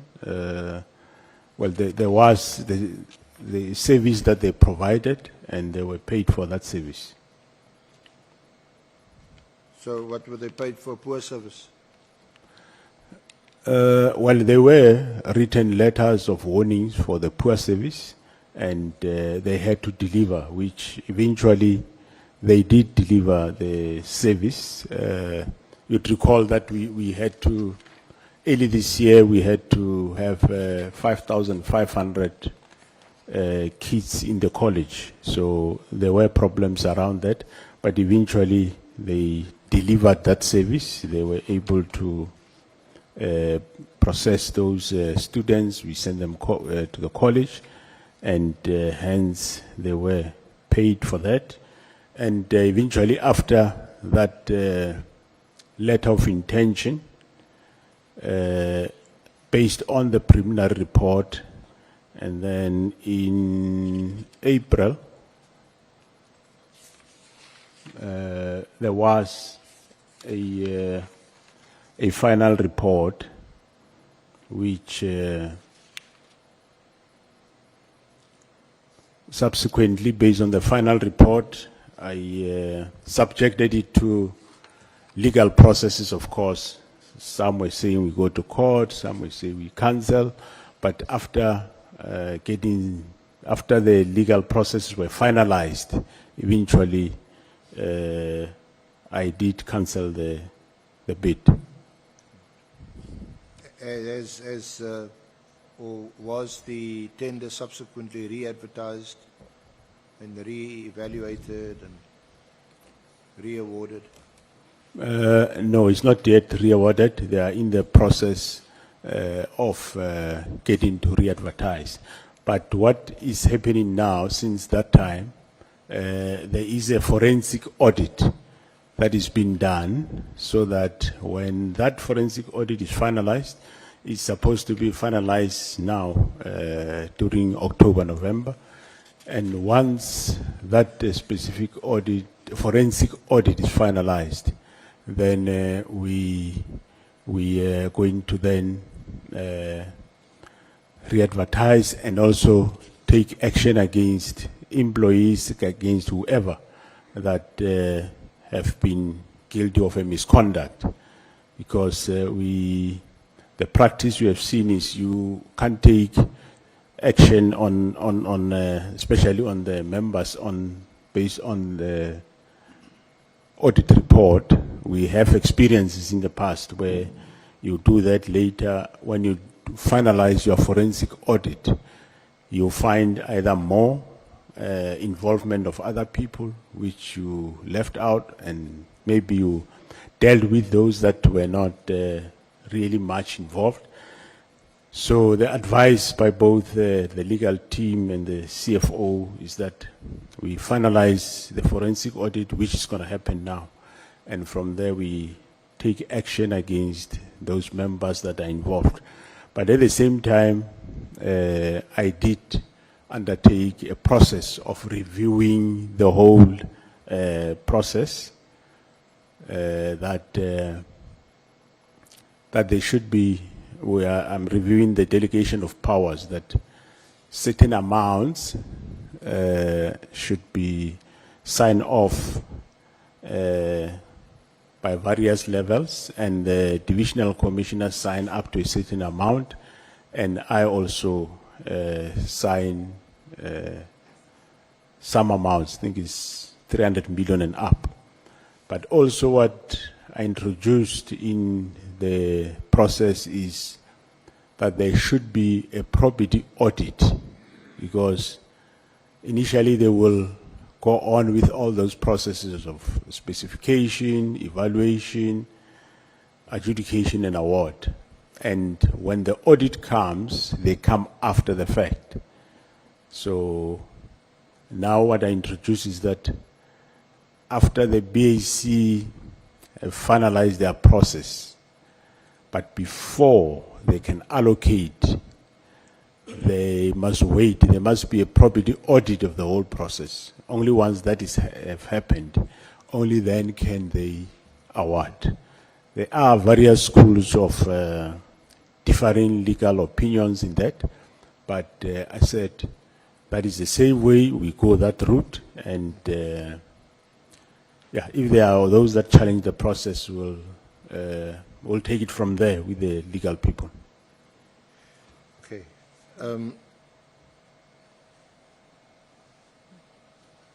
I just want to move on to, there was something specifically that you, when we consulted with you, wanted to address under this heading in your affidavit on page 44 to 46. The false narrative driven in the media. Do you want to comment on that?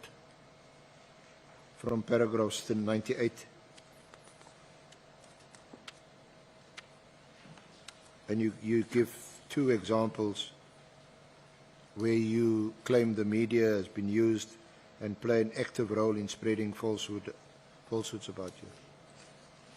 Yeah, thanks, Honorable Chair. Yeah, well, some of the media and some of the honorable members, I say that there is a deliberate effort by certain politicians to discredit me and cast doubt on my integrity. In this regard, I would highlight two examples where the media are used and played an active role in spreading falsehood about me. Around May, June 2025, stories began to appear in the media that the IDEC was about to arrest me, and that warrant of arrest has been issued, and even reported that I was in my office and I was shivering with fear, similar ways to that effect.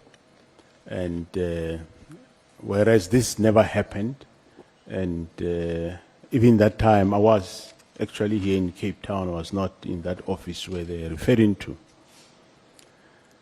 And this story received some publicity for some days. And a month later, the same similar story also appeared, which also once again attracted public attention. And well, the story was dispelled eventually by the head of IDEC, but it was there in the media.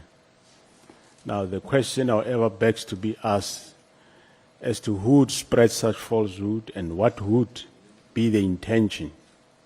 One can only speculate without knowing exactly as to who. We trust our media, we trust that they report with integrity, but I have no doubt that the intention was to discredit me and to undermine my integrity. Also, on the 10th of September 2025, the DA issued a media statement indicating that Ms. Kola Barnard wrote a letter to acting minister requesting him to immediately act against myself and to ensure the rearrest of Major General Lushaba. According to the statement, I met with Major General Lushaba, who is currently released on bail, apparently in contravention of his bail conditions.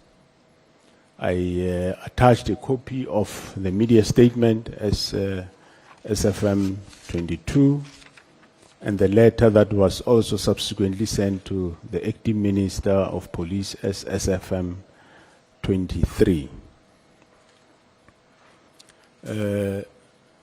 Honorable Chair, these allegations are baseless. It is a well-known fact that on the 9th and the 10th, I was here in Cape Town. On the 9th, I went with the Minister of Police. We spent the day with communities in Michelle's Plain and Mkhwanazi. And on the 10th, I attended a police portfolio committee meeting here at this house. And in the afternoon, I was in Kraaifontein, Kraaifontein police station, where I made a press briefing. So my movements during that week were widely publicized in the media, yet a member of parliament persisted to pursue the false narrative. According to the media statement, the bail conditions of General Lushaba prevented him from having contact with state witness, and he was apparently prevented from entering any crime intelligence premises. These allegations do not correspond to any bail conditions imposed on Major General Lushaba. Yet a media statement from a political party indicates that I disregarded the law. I can only guess what the motive of the statement would be. I wouldn't know. But as I said, my movements were widely covered. I was in Cape Town. And Major General Lushaba have got no bail conditions whatsoever. So I don't know what objective. I thought members of this House will only report facts and not report, I would say, gossip. I don't know, and I don't know where they get the facts, and I don't know what the objective is. But if the member do have facts, it will be fair enough to produce. Maybe there is something I don't know. But to say I met General Lushaba, whereas I'm in Cape Town, is in Pretoria, I wouldn't know how does one come to that conclusion. And well, if ever I met him, is there any criminal offense?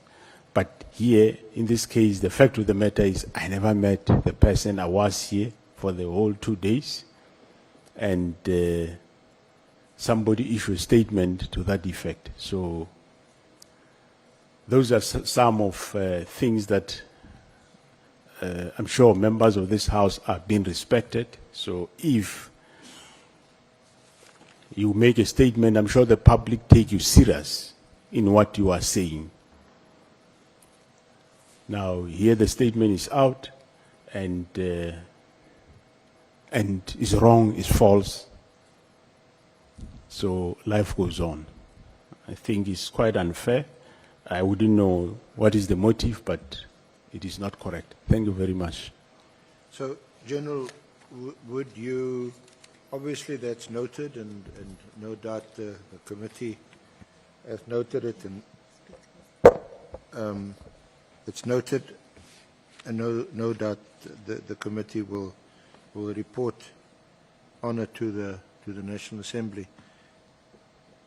But would you go as far as Lieutenant General Mkhwanazi, who has demanded that the State Security Agency conduct an investigation into some journalists, I think one or two of whom he's named, given the, you know, you've seen subsequently the criticism from the media that this obviously is a violation of press and media freedom, and to call for such an investigation would be unconstitutional.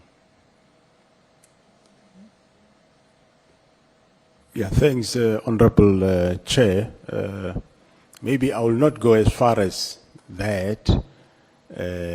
We do engage SANEF now and then, and we will continue engaging them. But what should be clear is that in as much as they enjoy media freedom, we also as individuals and as organizations, we do have rights. and they must respect those rights. We are human beings like them, and spreading falsehood is not the correct thing to do. You are just damaging, not necessarily taking Masemola as an individual, but you are also causing more damage to the organization with those type of falsehoods. So I wouldn't go as far as say maybe state security investigate. No, I think there is a body of that controls the media. That body should be accountable for their members, and they should call on them to report responsibly. You can't just go out, report anything that you pick up from anybody. Yeah, it seems to be pretty obvious that if you allege, like Lieutenant Kunazi has done, that some journalists are being paid, because that's really where he comes from. And I don't know if it happens in your case, they're being paid to spread stories, false stories, or plant false stories. Then one must get to the root cause, and those are the people who are apparently involved in criminal syndicates, drug syndicates, and paying journalists. Those are the ones one must go after and catch them. Yeah, if you investigate, yes, you can investigate those that pays them. Of course, that statement is not necessarily to say is a lie. It's not a false. It's not a lie. There are those that are being paid to do this type of dirty work. Yeah, and of course you've got recourse. Like you've highlighted in this affidavit, there's nothing stopping you from complaining to the press ombud, lodging a complaint, and the press ombud must investigate your complaint. No, I agree, Honorable Chair. Thanks very much. I will do so. Just lastly, it is something that I raised with you only this morning, because it only happened this morning. So it's not in the affidavit. We see in the media now of the arrest of Lieutenant General Sabia. Or a raid, sorry. See, I'm also maybe reading the wrong media. A raid conducted on Lieutenant General Sabia. Are you aware of it? Yeah, because I was busy here doing everything preparation, Honorable Chair.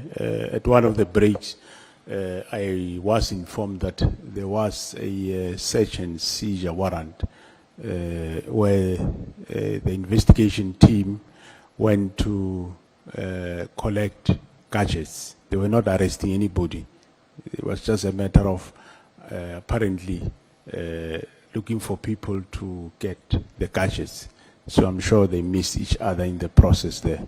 I will still be briefed as I get out here. That's the little I can say. Thank you. And also I mentioned to you this morning, and subsequently, Chair, maybe you didn't have an opportunity, the letter was copied to the evidence leaders, that there was also an attempt to obtain these devices from Gabinde and Minister Mkhwanazi. Yeah, when I got the brief, that is exactly what I was told, that they were looking for the people's gadget, not for the people. So again, it was just to obtain their mobile, their cell phones. That is correct, Honorable Chair. Not to arrest them. No, they say they were looking for gadgets, not for arresting people. Yes, because we want Lieutenant General Sabia to be here on Monday. No, he will be here, Honorable Chair. He will be here. Although this committee does have the power to order the head of a prison to release a detainee to come and give evidence here. Yeah, no, I was told that they were looking for gadgets, not arresting people, Honorable Chair. Thanks. Maria? Thank you, Honourable Chair and Honourable Members. General, thank you very much for your cooperation and for your evidence. From what we've heard so far, we wish you the best of luck, but also quite happy to hear that the good people in the service are doing their job and keeping us safe. Thank you. Thanks, Honourable Chair. Thank you. Oh, not bad. Hey, this, 2 minutes. you need 2 more minutes, okay. No, I said just out by 2 minutes. Maybe it's that last over. You can use those 2 minutes. Are you done? Look, my honorable members are surprised. I mean,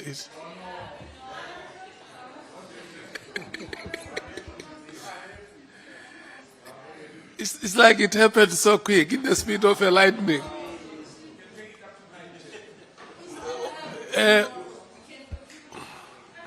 Senior Counsel, since we started, this is the shortest round ever. And Honorable Malema agrees with me that this is the shortest round ever. Oh, okay.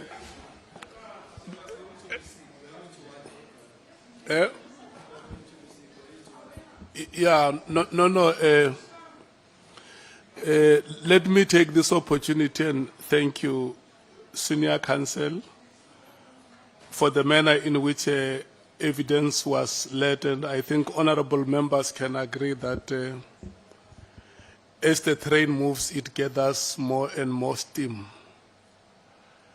We want to thank you so much for that. And thank you, General, for your... Thank you so much for your availability. No. Listen to me, honorable members, because I want to say something here. I want to say something. I don't have absolute powers. The powers rest with the committee in terms of the terms of reference. I want to check with you whether you want to call it stamps now, the end of the day, or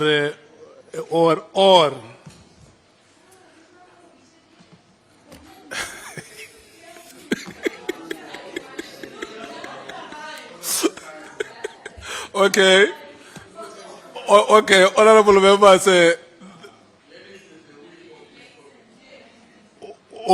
Glenis is the whip of this committee. What is Glenis saying? What is Honorable Breitenbach? Look, when we started, the public has never seen you in this committee. They may want to hear you speak today. Let them hear me. Bye-bye. Thank you so much. Honorable members, we have come to the end of the proceedings, and I want to thank you so much. Let me tell you something. Since we started, we are always a full house. And even at the time we closed the proceedings, the 11 of us is always present in the meeting. And I want to thank you so much for that. It's a very good practice. We show a very good example of how people are led. Tomorrow, because we are going to have a field day, the starting time is 9 o'clock. The venue is Good Hope Chambers. Thank you so much. Members must keep their files. I mean, members must keep their files. No, keep. Yeah? That's what I'm saying. They must keep their. When I say they must keep their files, I mean, yes.